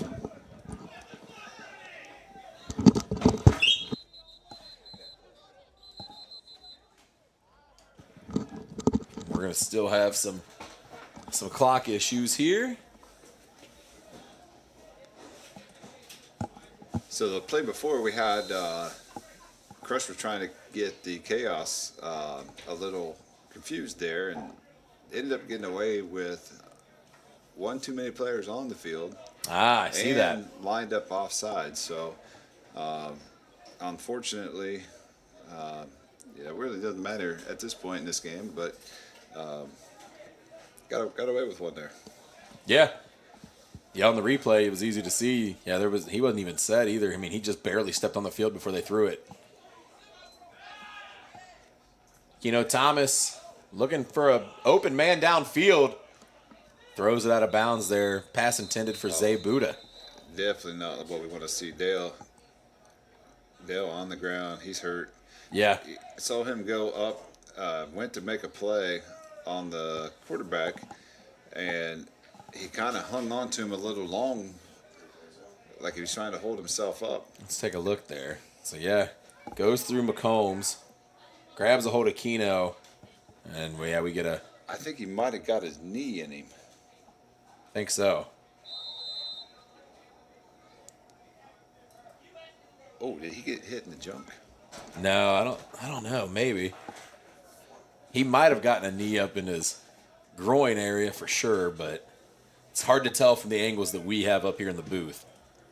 But hopefully he's not hurt too bad. He's limping around a little bit over there on the sideline. Definitely don't want to see that.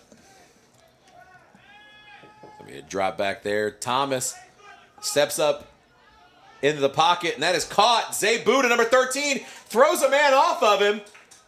Hits the brakes there at the 10-yard line, trying to spin out of Lavelle Anderson's hands. Still fighting with him as he backs up and backpedals into the end zone and pulls out the chain, flexing on him a little bit with the ice around the neck.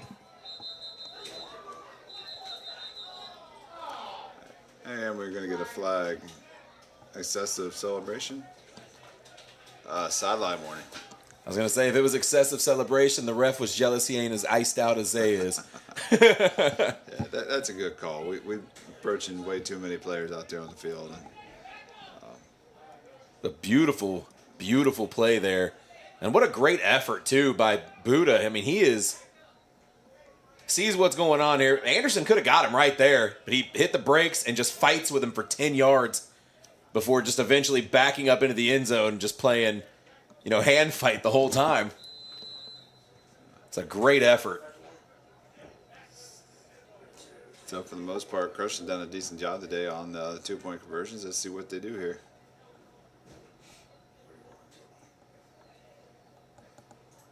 As we start to see game 2 teams start to roll in here.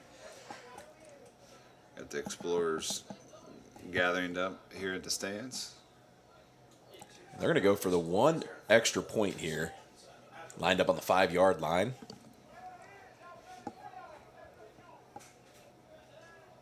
Devin Hicks in the backfield with Thomas. Unless they decide to change things. Looks like they're going to reconvene here. And I don't know what Washington's doing, but Washington in the chaos huddle there. What are we? Might want to get a trainer to check him for a concussion. He might not know where he's at right now. Did we have a signal on what we're doing here?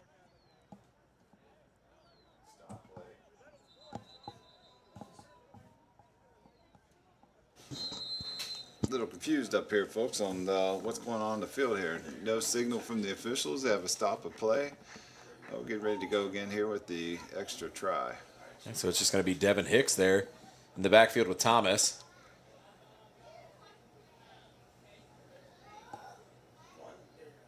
Fakes a handoff to Hicks. Tries to go over the middle there with Najee Powell, but unable to bring that one down as number 69, Kirby Williams, was on coverage. Yeah. Again. So that's going to bring up a no good extra point attempt. What is that for today? No good? Yeah. Your score here with 34 seconds left here in the half, 38-6, chaos. Just really having their way here. It's unfortunate, but you know, you got the number one team. Yeah, this game got out of hand pretty fast, early. Mm-hmm. Yeah, hopefully the Crush can recoup here at halftime and put a different game plan together and give us a show here in the third quarter. Back deep to return here on this 3-on-1. It's number 27, Tyrese White. It's a high throw there as White catches that pass off his chest. Trying to outrun Lester Robinson, but he's getting slowed down a little bit, but now they finally got him around his legs. Keno Thomas with the slowdown and Lester Robinson with the big body tackle there all over Tyrese White. Take a look at this replay here. A lot of spinning and moving, but Robinson just lowers his shoulder. Great tackle. Yeah, fantastic tackle there. Looks like his cleat kind of got hung up there in the turf a little bit. Glad he got freed up. And, oh, yeah. We've seen some dangerous... seen some bad ankle injuries over here in Woodward for sure. Yeah, we had two down here this year. One for the Crush. The other one was the Heist, right? Yeah. And then this past week, Tuesday, the game in Columbus, we had a turf injury as well on an ankle. Everybody thinks in this league, talking about concussions. It's not been in the Midwest concussions. Yeah, nobody wants to get hit with. Nobody wants to get hit in the head here in the Midwest. Everybody wants to tackle low and make sure everybody's safe. But unfortunately, with low tackles comes lower body injuries. Yeah, and I wanted to talk about this earlier. We got away from it as we approached 12 seconds to go with the injuries. There's a lot of skeptics out there talking about that we want people to get hurt. And, you look at the league, though, and you look at the data, and we're actually extremely low. Yeah. And, especially when it comes to head injuries, we don't have nearly what we see with the NFL and the other leagues. Well, I'm sure you've played padded ball before. I mean, when you got all that stuff on, man, you feel invincible. You throw your body. You don't care to throw your body around as much. But in this league, yeah, you think twice about throwing your body into somebody for real because you don't want to walk away and get hurt. Absolutely.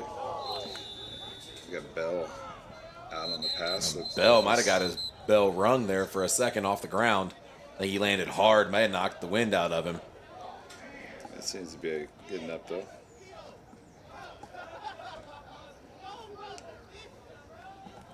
Yeah, just a crash midair there. Just, landed on his back. We got less than 10 seconds here. It's going to bring up third down for the Crush.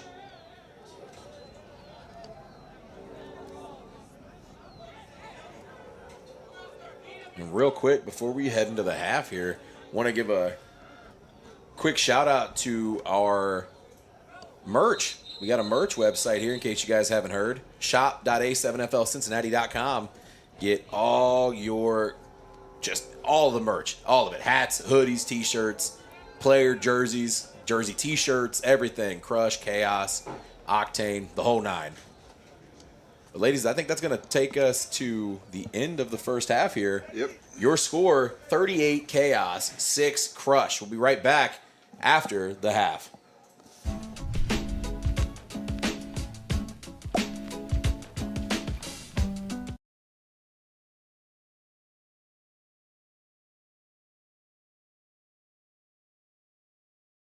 Experience the thrill of the road like never before. At 7th Gear Exotics, you're not just renting a car, you're stepping into a world of luxury with a wide range of exotic cars to choose from, and each one meticulously maintained. We're ready to deliver an unforgettable experience, whether it's a special occasion or just because you want to feel the sheer power of a roaring bull V10 under your control. We're here to make it reality, so why wait? Book your dream car today with 7th Gear Exotics.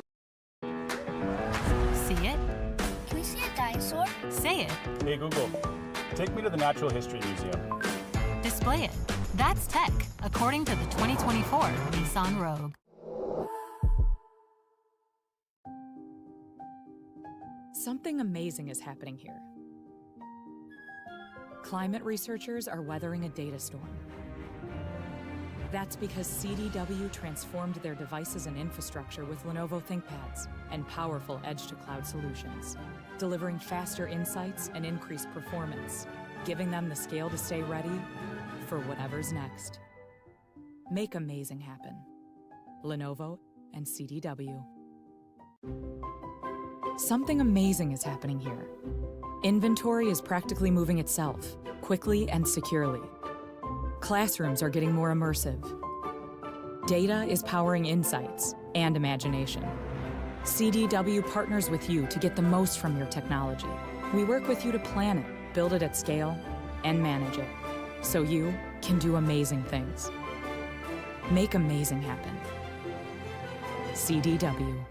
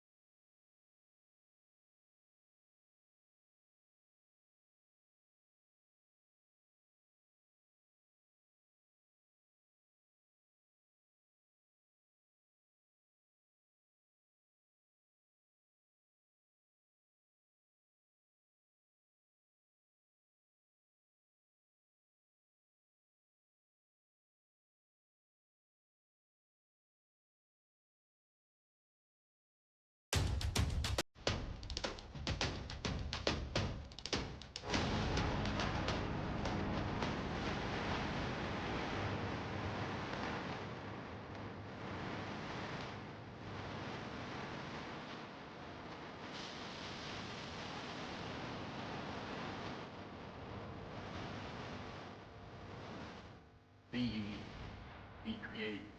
Go berserk. We never just see the numbers. We see the people. Detroit is just changed so much. You can see what it once was. And then I think about what it can be. As an entrepreneur, it's about how I can give them the tools to empower themselves. If we can just all do something small, all the small things will start to amount to something big. That's why we're here, to help make it happen. JP Morgan Chase.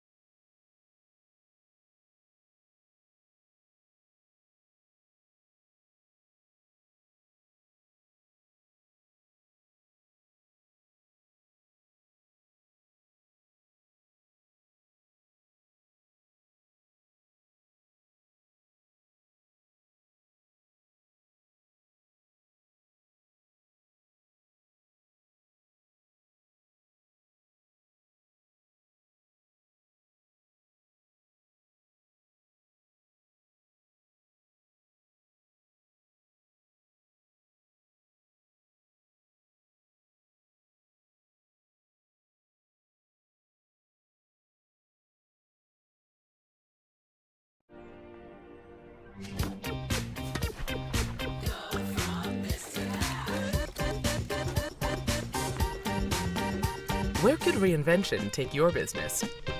Accenture, let there be change.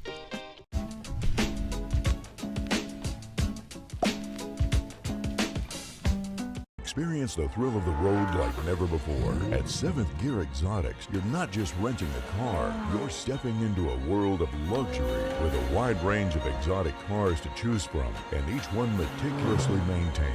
We're ready to deliver an unforgettable experience, whether it's a special occasion or just because you want to feel the sheer power of a roaring bull V10 under your control. We're here to make it reality, so why wait? Book your dream car today with 7th Gear Exotics.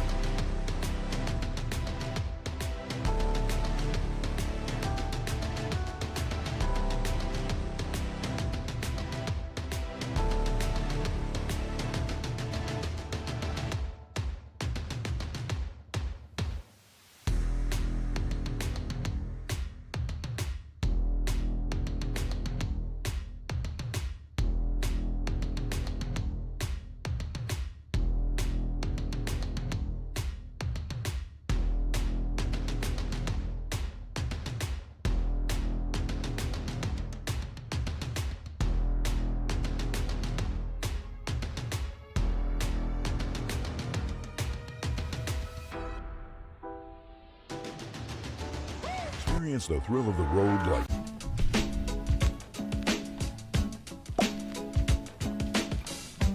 Experience the thrill of the road like never before. At 7th Gear Exotics, you're not just renting a car, you're stepping into a world of luxury with a wide range of exotic cars to choose from, and each one meticulously maintained.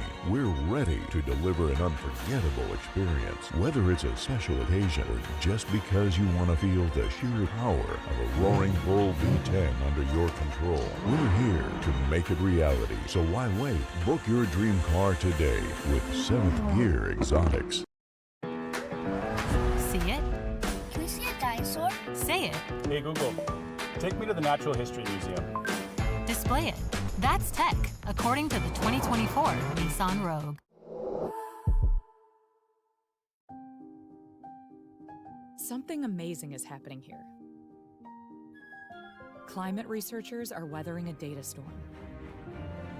That's because CDW transformed their devices and infrastructure with Lenovo ThinkPads and powerful edge-to-cloud solutions, delivering faster insights and increased performance, giving them the scale to stay ready for whatever's next. Make amazing happen. Lenovo and CDW. Something amazing is happening here. Inventory is practically moving itself, quickly and securely. Classrooms are getting more immersive. Data is powering insights and imagination. CDW partners with you to get the most from your technology. We work with you to plan it, build it at scale, and manage it, so you can do amazing things. Make amazing happen. CDW.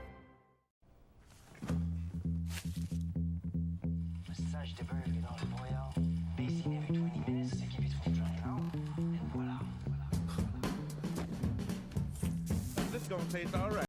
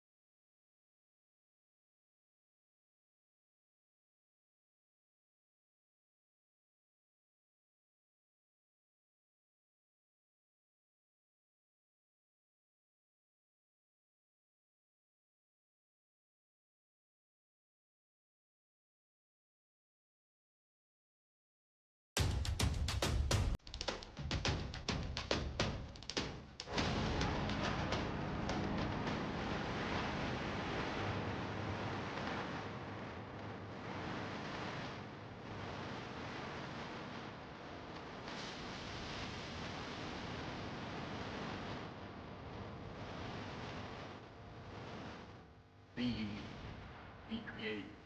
Go berserk. We never just see the numbers. We see the people. Detroit is just changed so much. You can see what it once was. And then I think about what it can be.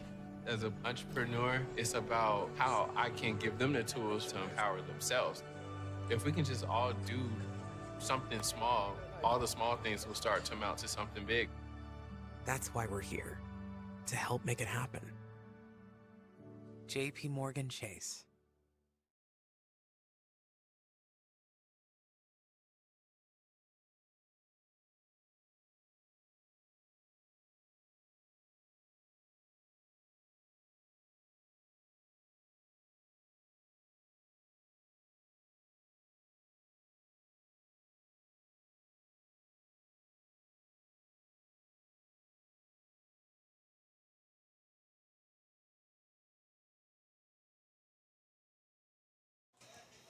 All right, we are back to kick off this second half of football here. your score at Woodward High School for the opening round of the A7FL playoffs. Sin City Chaos 38, Queen City Crush 6. Eric, it's been a game for the Queen City Crush, man.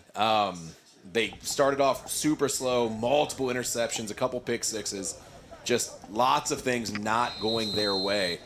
What were some things that you think that maybe they should have been talking about over there on the sideline during the half to maybe kind of pick up the pace a little bit?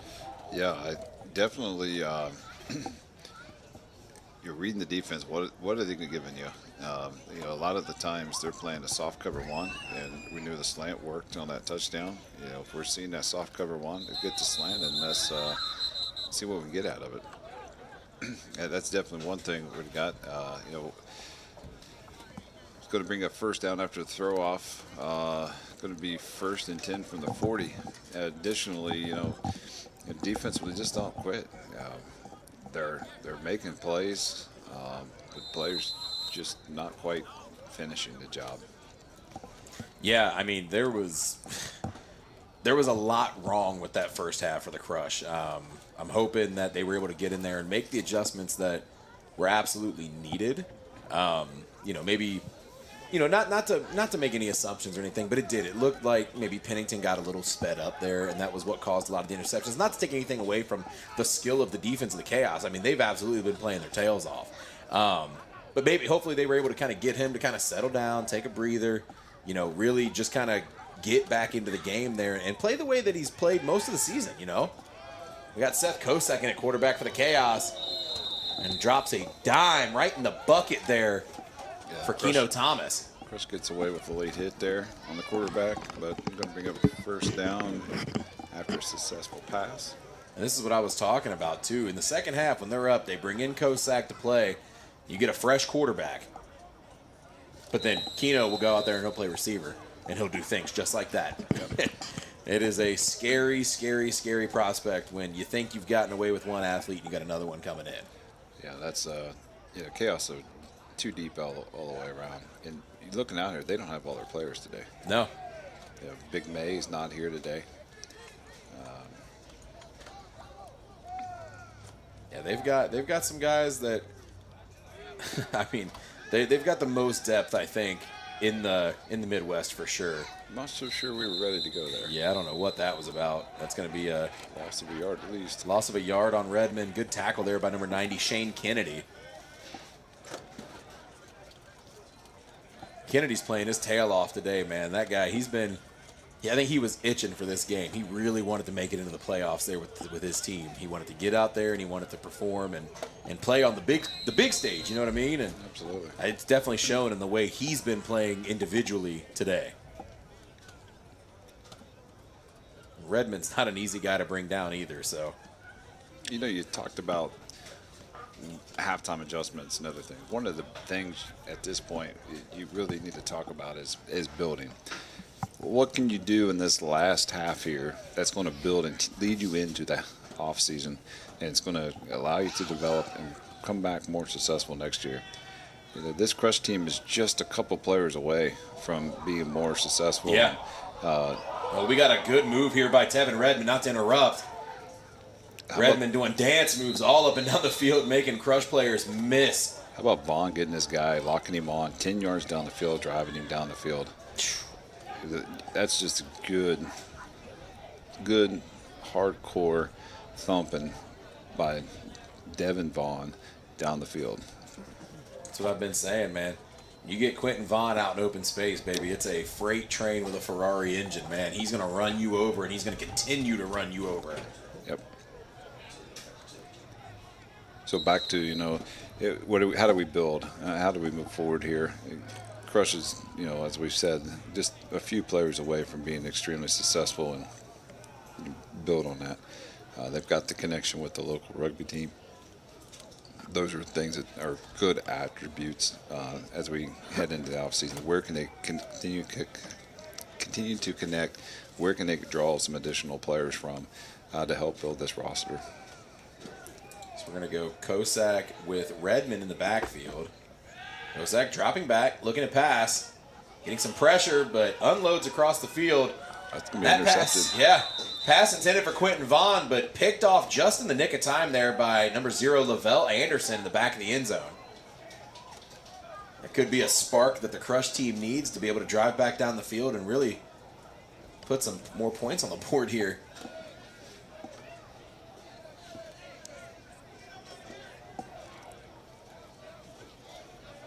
It was just kind of in and out of the fingertips there of Quentin Vaughn.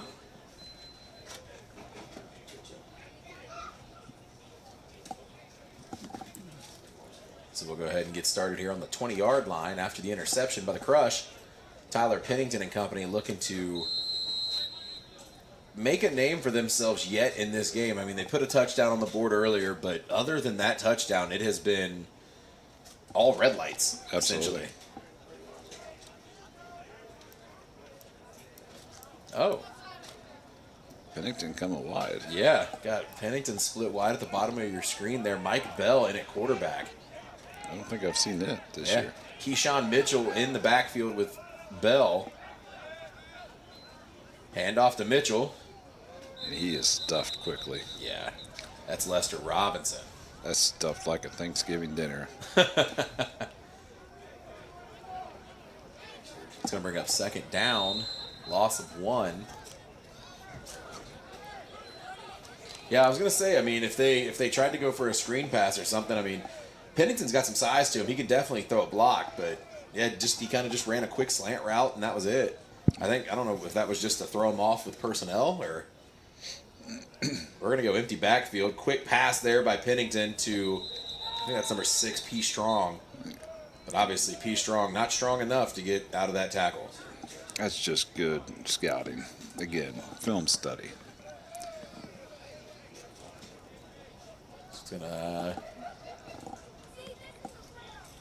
It's still gonna be marked there as a 3rd and 11.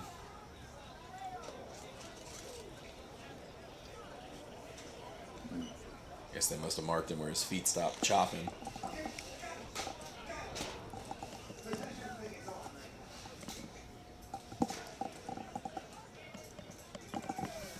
All right, so we're gonna bring up 3rd down.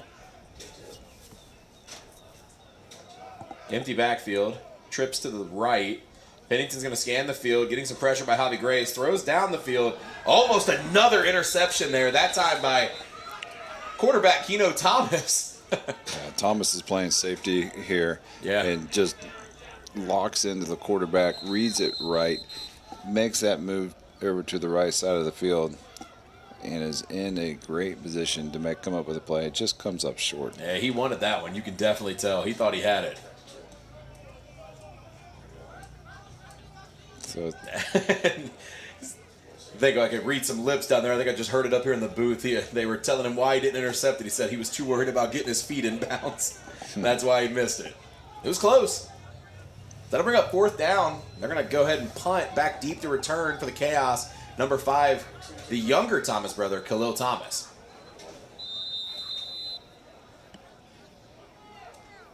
With the ball in his hand to throw off is Tyrese White, number 27. That ball was just short, takes an odd bounce there. As Khalil Thomas tries to fight his way forward, but he's eventually just kind of wrapped up and stops by Dale Hathaway. And then around the ankles there was Tyrese White. So White throws the ball off. He's actually offsides when he releases the ball and gets down the field to make the tackle. First one there and wraps him up, makes the tackle. It's easy to do if you're offsides, right? That is true. Good training play right there. Nonetheless, it's going to bring up a 1st and 10 from the 46-yard line. So, good field position here. Vaughn lining up wide, doubles. Yeah, empty backfield. You got dudes spread all over that field right now. Seth Kosak's got a smorgasbord of weapons right in front of him. He's going to keep it for himself. Now, I was almost confused there for a minute. I thought we had the Octane quarterback out there, Trevor Lawrence. He's got that little headband thing going on. Looks like he's got some hair. Yeah, he had his hair down. pregame, actually, and it threw me off because I didn't know who he was. I'm used to seeing his hair up like that. And I saw his jersey number, and I'm like, oh, yeah, that's Seth. We're good. I forgot he had long hair. Yeah, he didn't want nothing to do with Mike Bell there, so he just says, I'm going to take it out of bounds. Still a decent gain. Brings up 2nd down and 3. So we're going to go empty backfield again. Quentin Vaughn at the bottom of your screen. Weapons all across the front here. Kosak looking to pass, has all the time in the world, dumps it across the middle. That's the tight end, Quentin Vaughn. Vaughn's going to make a move. Trying to stutter step a little bit. Oh, makes a miss again. Does the pitch back. That's Ben Kershaw. Ben Kershaw trying to find his way to the end zone. Sticks his arm out, sneaks into the end zone. And that's going to be a touchdown chaos. I'm going to say it again. At Pat Money Benny, you're going to want to hear that mic'd up call for sure when he uploads that video. Yeah, that's just a great play. That's almost the ESPN quality there.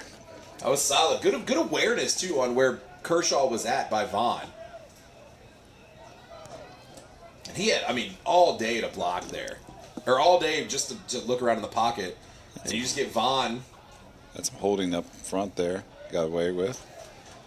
A big guy like that, you got to wrap him up low. You cannot try to take him up in the shoulder. That's not going to be successful. That is a great play there by the Chaos.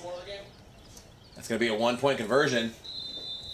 The handoff to Tevin Redmond as he finds his way into the end zone for the extra point. Your score with 6:16 left in the game is 5, Crush 6. And we're going to go ahead and take a quick media timeout here.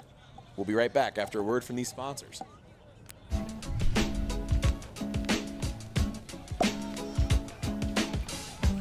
Experience the thrill of the road like never before. At 7th Gear Exotics, you're not just renting a car, you're stepping into a world of luxury with a wide range of exotic cars to choose from, and each one meticulously maintained. We're ready to deliver an unforgettable experience, whether it's a special occasion or just because you want to feel the sheer power of a roaring bull V10 under your control. We're here to make it reality, so why wait? Book your dream car today with 7th Gear Exotics.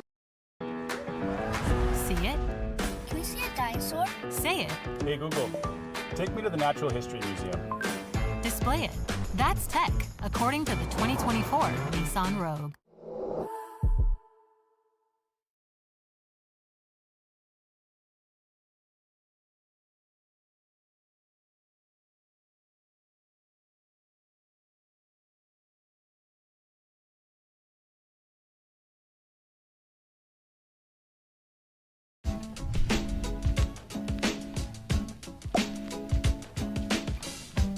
Experience the thrill of the road like never before. At 7th Gear Exotics, you're not just renting a car, you're stepping into a world of luxury with a wide range of exotic cars to choose from, and each one meticulously maintained.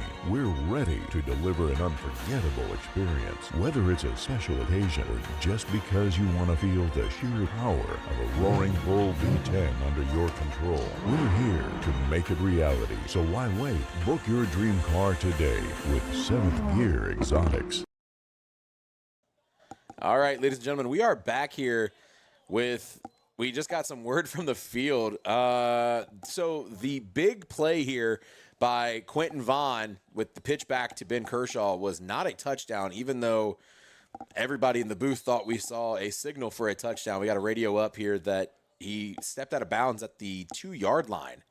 And the play immediately after that, before we went to break with the handoff to Tevin Redmond, was a touchdown. So again, on our extra try, here we have the crush successful again.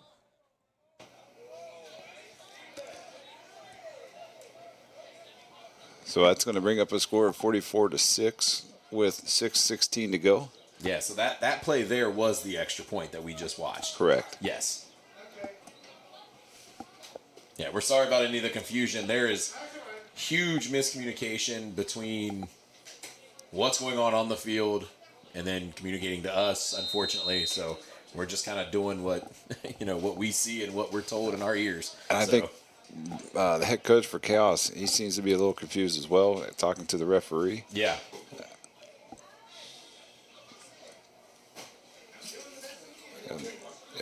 got some extra conversation by coaches talking to White Hat, trying to get some explanation of what just took place there. Yeah. But I think we're all on the same page now, and we're ready to go here with the chaos throw-off. Yeah, we got everything figured out here. So back deep to return is Lee Holmes. You're going to have the big man. Making some moves. A little shake and bake for Lee Holmes. Oh. Lee Holmes is going to take this one. He's streaking down the field. He's got to outrun him, though. There's no way. Oh, he's going to make it miss. He's going. He's going to cross the 10, the 5, and the goal line. And that is a big man touchdown on the 3-on-1 return. Number 23, Lee Holmes. Wow, I did not see that happen. Yeah, I thought for sure he was going to get ran down by Keno. We got a flag. Is there going to be a block in the back? Sideline warning. Oh.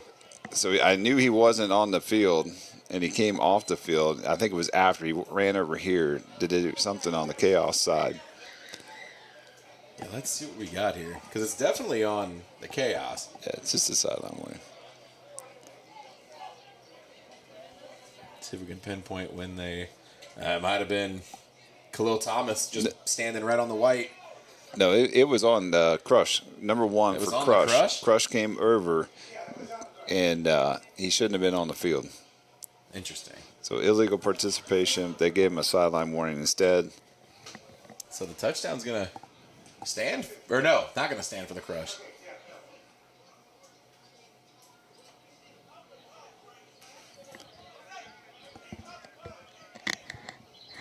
What an electric play, though. It's unfortunate that one doesn't count. So it actually is. It's a dead ball. It was a dead ball sideline warning. And so the touchdown is going to count. Touchdown does count. And we're going for 2. Okay. Our head referee signaling up here through electronic device what just took place. All right. So pinning this extra point, 44-12.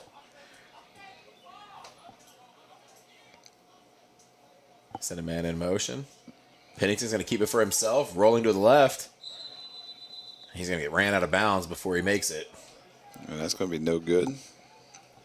So 6 minutes left here in the third. Chaos 44, Crush 12. Crush looking to pick up off on that momentum there. I mean, that is a huge play there by Lee Holmes on that 3-on-1 return. So I was wondering, in the game mind here, was Chaos trying to, score quickly to, wrap this thing up here with the mercy rule, or, but at this point here, 6 minutes to go. I'm not so sure we're going to be able to knock this out before the end of the third.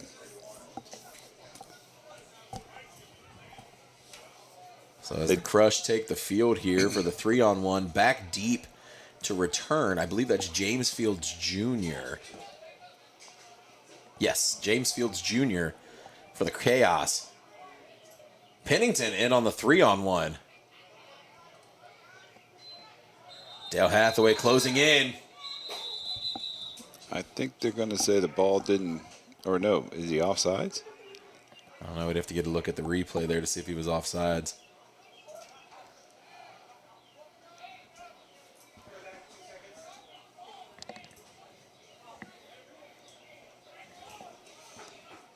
Yeah, they're going to... Looks like they're going to go ahead and replay the 3-on-1 then.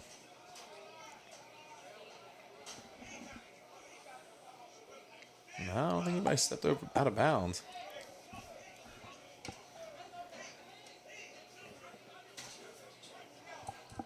All right.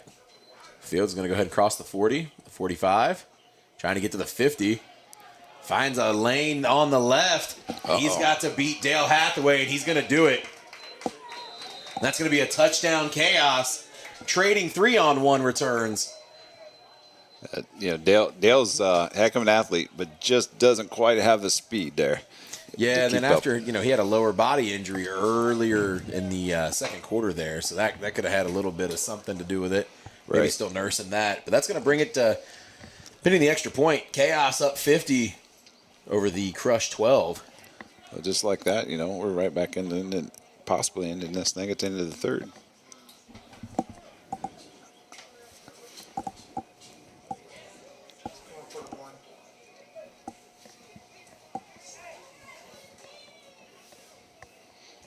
And who do we have on that? Who returned that ball? I didn't catch that. That was Khalil Thomas, number 5.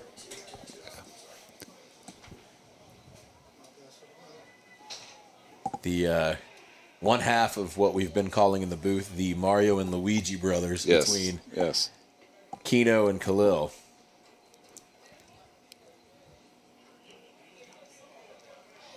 So it looks like they're going to line up on the 5-yard line, and it's going to be a 1 extra point conversion attempt. I'm kind of surprised that Brett hasn't put in some of the players that don't play a lot at this point. It's going to be a pass in and out of the hands there of Najee Powell. And your score remains the same, 50-12, all chaos right now.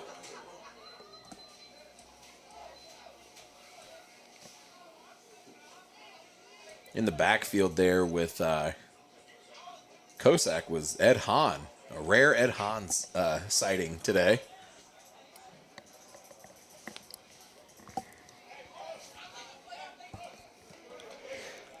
Can we go for the trifecta?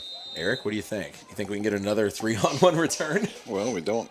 We got White here who playing his first game, so I'm not sure what they really expect with him. He's got some moves though, man. He's returned 1 today for a fairly decent, return yardage.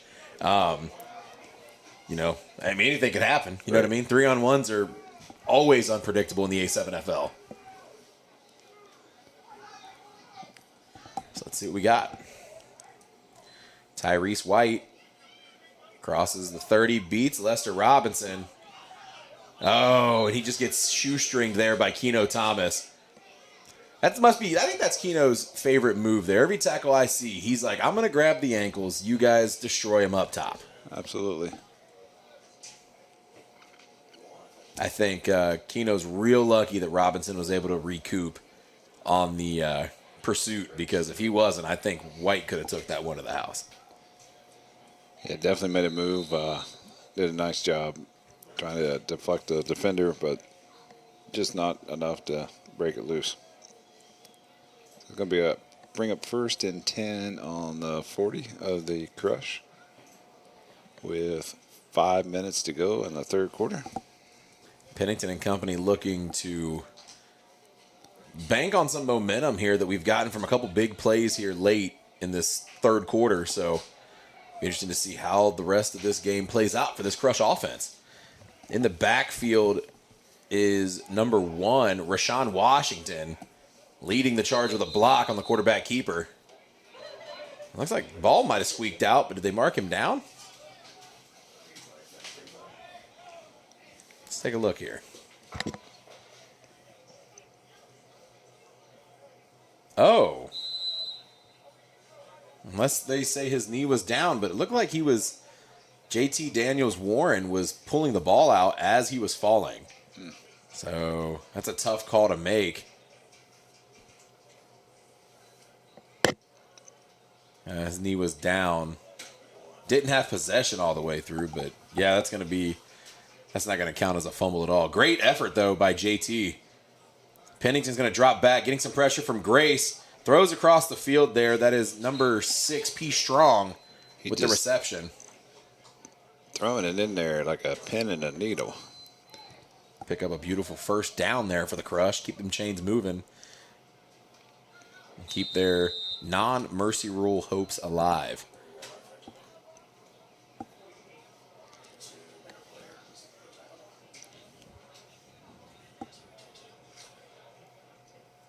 This chaos defense has been, not to make any more jokes, but I mean, smothering. Shout out to head coach Brent Smothers, but I mean, they've been all over this Crush offense today. We've got quite the punchlines today. Yeah, you got to keep it exciting for the folks at home, man. Some days you just got it, some days you don't. You know how it is. Right. Well, they make it easy with the name of Brett's last name and the chaos. Oh, yeah. Got to have fun. We're always having fun here in the booth. So that's going to bring up 2nd down for the Crush. I believe that was an incomplete pass there intended for P. Strong again. Going to go empty backfield. You got Mike Bell in a battle right now with Dre Pope. That pass was intended there for number 2, Keyshawn Mitchell. Pennington just not balanced. Sitting back to throw and just not ready to roll before he releases the ball. Yeah, I think they've already got their it almost looks like they've just got their eyes on getting out of this game and looking to the offseason already. Healthy. Yeah, definitely want to make sure the game stays upright and nobody gets hurt. They definitely don't want to go into the offseason nursing any sort of injuries. Yeah. Finally started to see Brett starting to transition a little bit into some of his subs. And quick pass there to Keyshawn Mitchell. Mitchell gets rolled up on there by number 75, JT Daniels-Warren. Daniels-Warren is a silent assassin a little bit on that Chaos defensive line, man. He makes a lot of really big plays and just doesn't get as much of the recognition that I think he deserves. Obviously, when you got guys like, Jeremy McCombs and Javi Grace, especially with Javi Grace, when you got a guy like that lined up next to you, it's really hard to get a lot of the spotlight on you. But Daniels-Warren has absolutely played extremely good football this year for the Chaos. Yeah, I would agree. Definitely been a leader all season long. Quick pass over the middle there, intended for Mitchell. Mitchell heard footsteps, maybe saw a couple ghosts out there. And on the coverage was number 5, Khalil Thomas. Yeah, Pennington put that ball right where it needed to be. Yeah. In that particular play, the safety was playing low. They got up over top of him. He was able to close, but put the ball where that ball's got to come down. And double coverage there with Khalil and Keno Thomas in the backfield. Looks like they're going to go.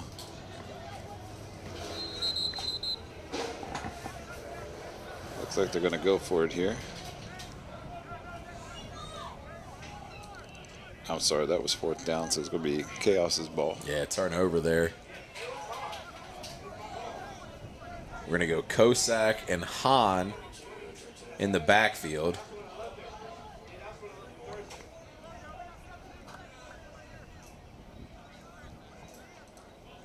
Kosak with the handoff to Ed Hahn. Hahn rolling up the left side. Dale coming across the field with some might. Dale Hathaway and Ed Hahn having some words there for a second. Doesn't matter how long you got in a game, Hathaway is going to come up and he's going to make a play. That's going to bring us to the end of the 3rd quarter, folks. Yep, we'll be right back here after a word for these sponsors in this media timeout.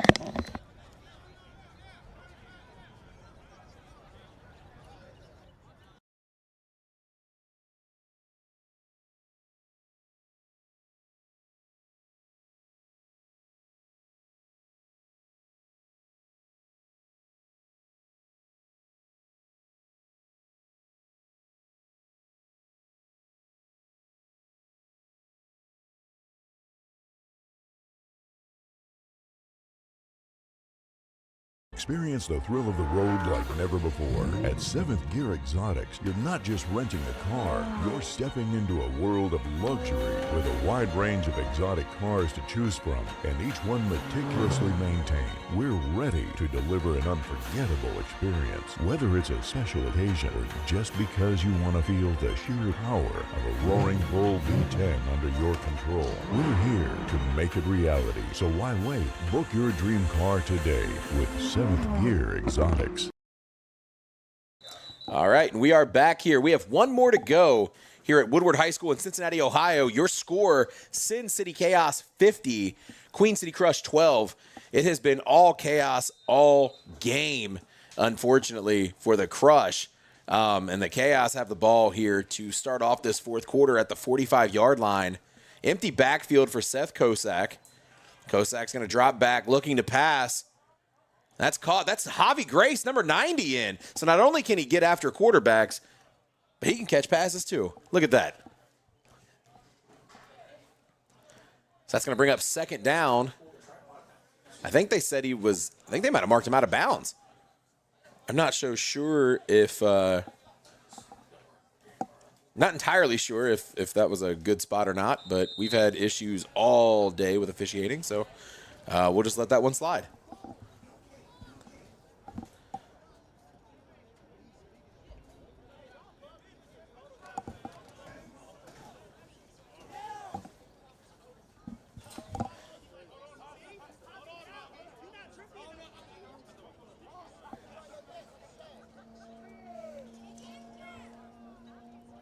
All right, we're going to go ahead and do second down here after the incomplete, well, out of bounds pass there to Javi Grace. Kosak with an empty backfield, dropping back, looking to pass, throws. Caught, that's Najee Powell. Powell's got a good block downfield by Phillip Banks, but he's wrapped up, kind of pushed out of bounds there by number 3, the veteran, Dale Hathaway.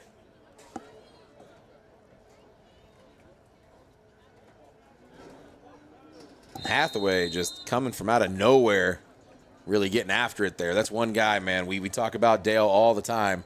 Dale is a hard-nosed football player, that's for sure.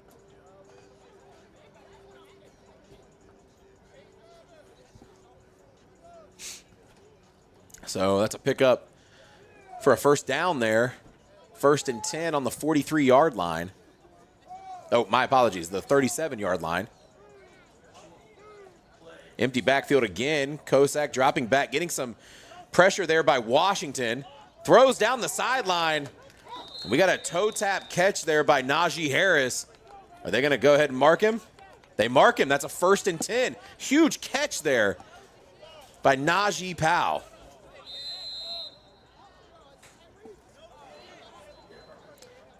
And here in just a few minutes, ladies and gentlemen, we're going to throw you to a mid-game sideline interview.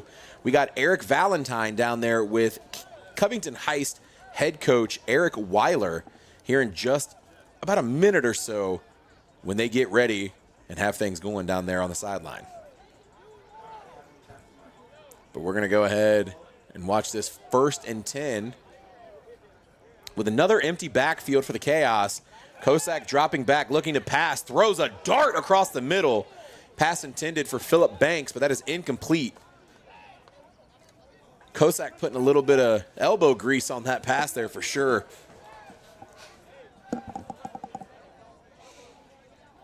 That's going to bring up 2nd down and 10.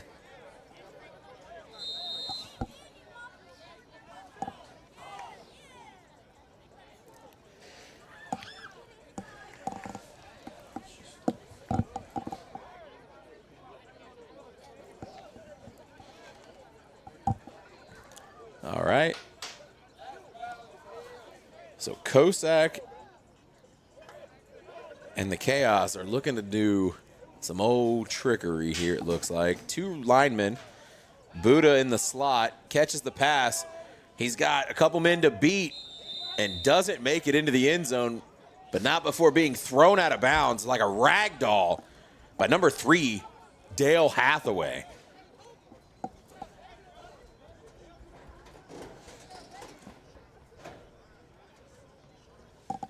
But not before picking up the 1st and goal here. He's got about 4 yards to pay dirt.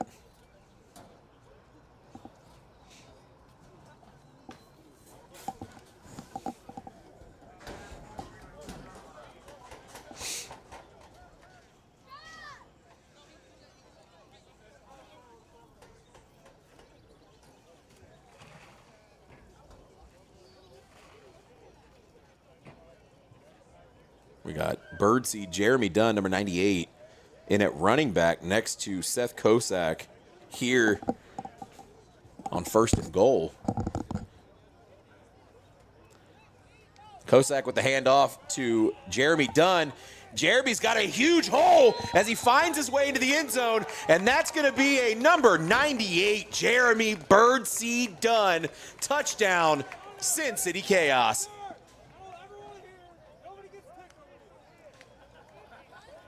And some of you guys might not know, Birdseed had another touchdown earlier this season.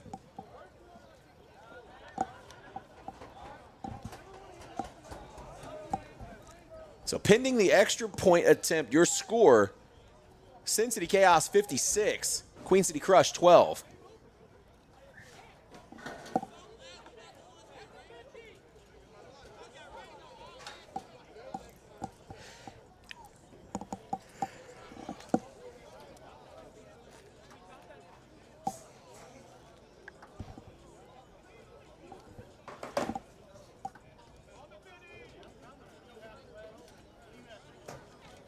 All right, ladies and gentlemen, well, I guess after that score, they're going to go ahead and call mercy rule here as your undefeated, #1 ranked Midwest Division champions, the Sin City Chaos, move on to the next round of the playoffs here in the A7FL. But right now, we're going to go ahead and throw to the sideline where Eric Valentine,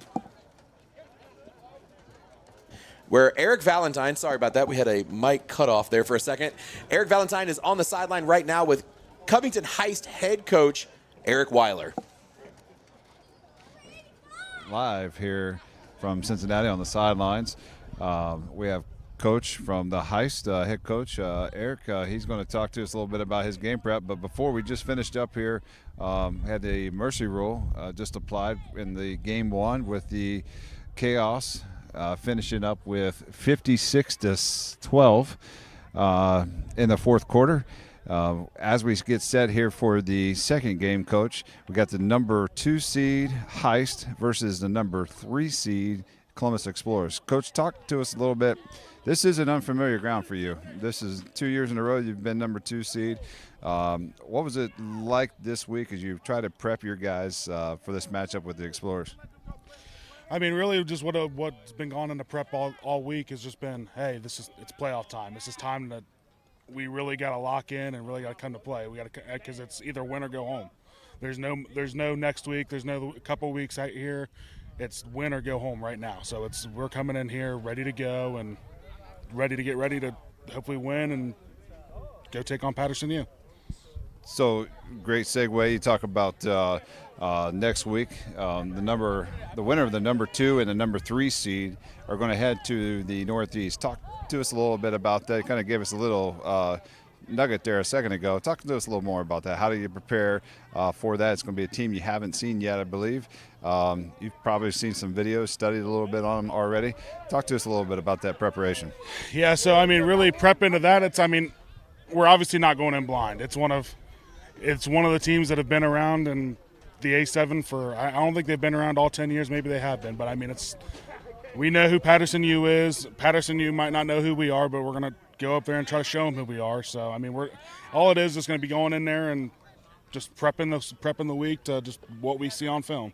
I mean, because we have plenty of film on them, just watching film and prepping and making sure all of our guys know, hey, we get to go and show out against someone else in the league other than Ohio Division. Well, if they're watching the film, we've had plenty of opportunity for the national production here, and you've been on several of those. So if they're watching, they know who the Heist are. So talk to us a little bit about the key players, not only in this game but as we move forward. So a couple of the key players that we got. I mean, I'm about to say obviously one of them is our quarterback, Maurice Lovett. I'm about to say we didn't have him last week, and I'm about to say against Indy it kind of showed a little bit. I mean, we only put up 26 to 28 points last week, and it wasn't our greatest game. Our defense came out and showed out, but I mean, another key player that we have is 40 Brooks, Trey 40 Brooks. About to say he's one of probably the best defensive players in the Cincinnati division, and honestly probably in the A7FL. About to say he is a guy that goes out there, and I mean, he lays it all on the field, and when he's walking off, he's limping off the field because he doesn't have any energy left. Well, folks, there you have it from the Heist directly. Looking to have a big game today and head to the Northeast next week as we get ready for Game 2 here in Cincinnati. From Cincinnati, thanks. Let's send it back up to Chris.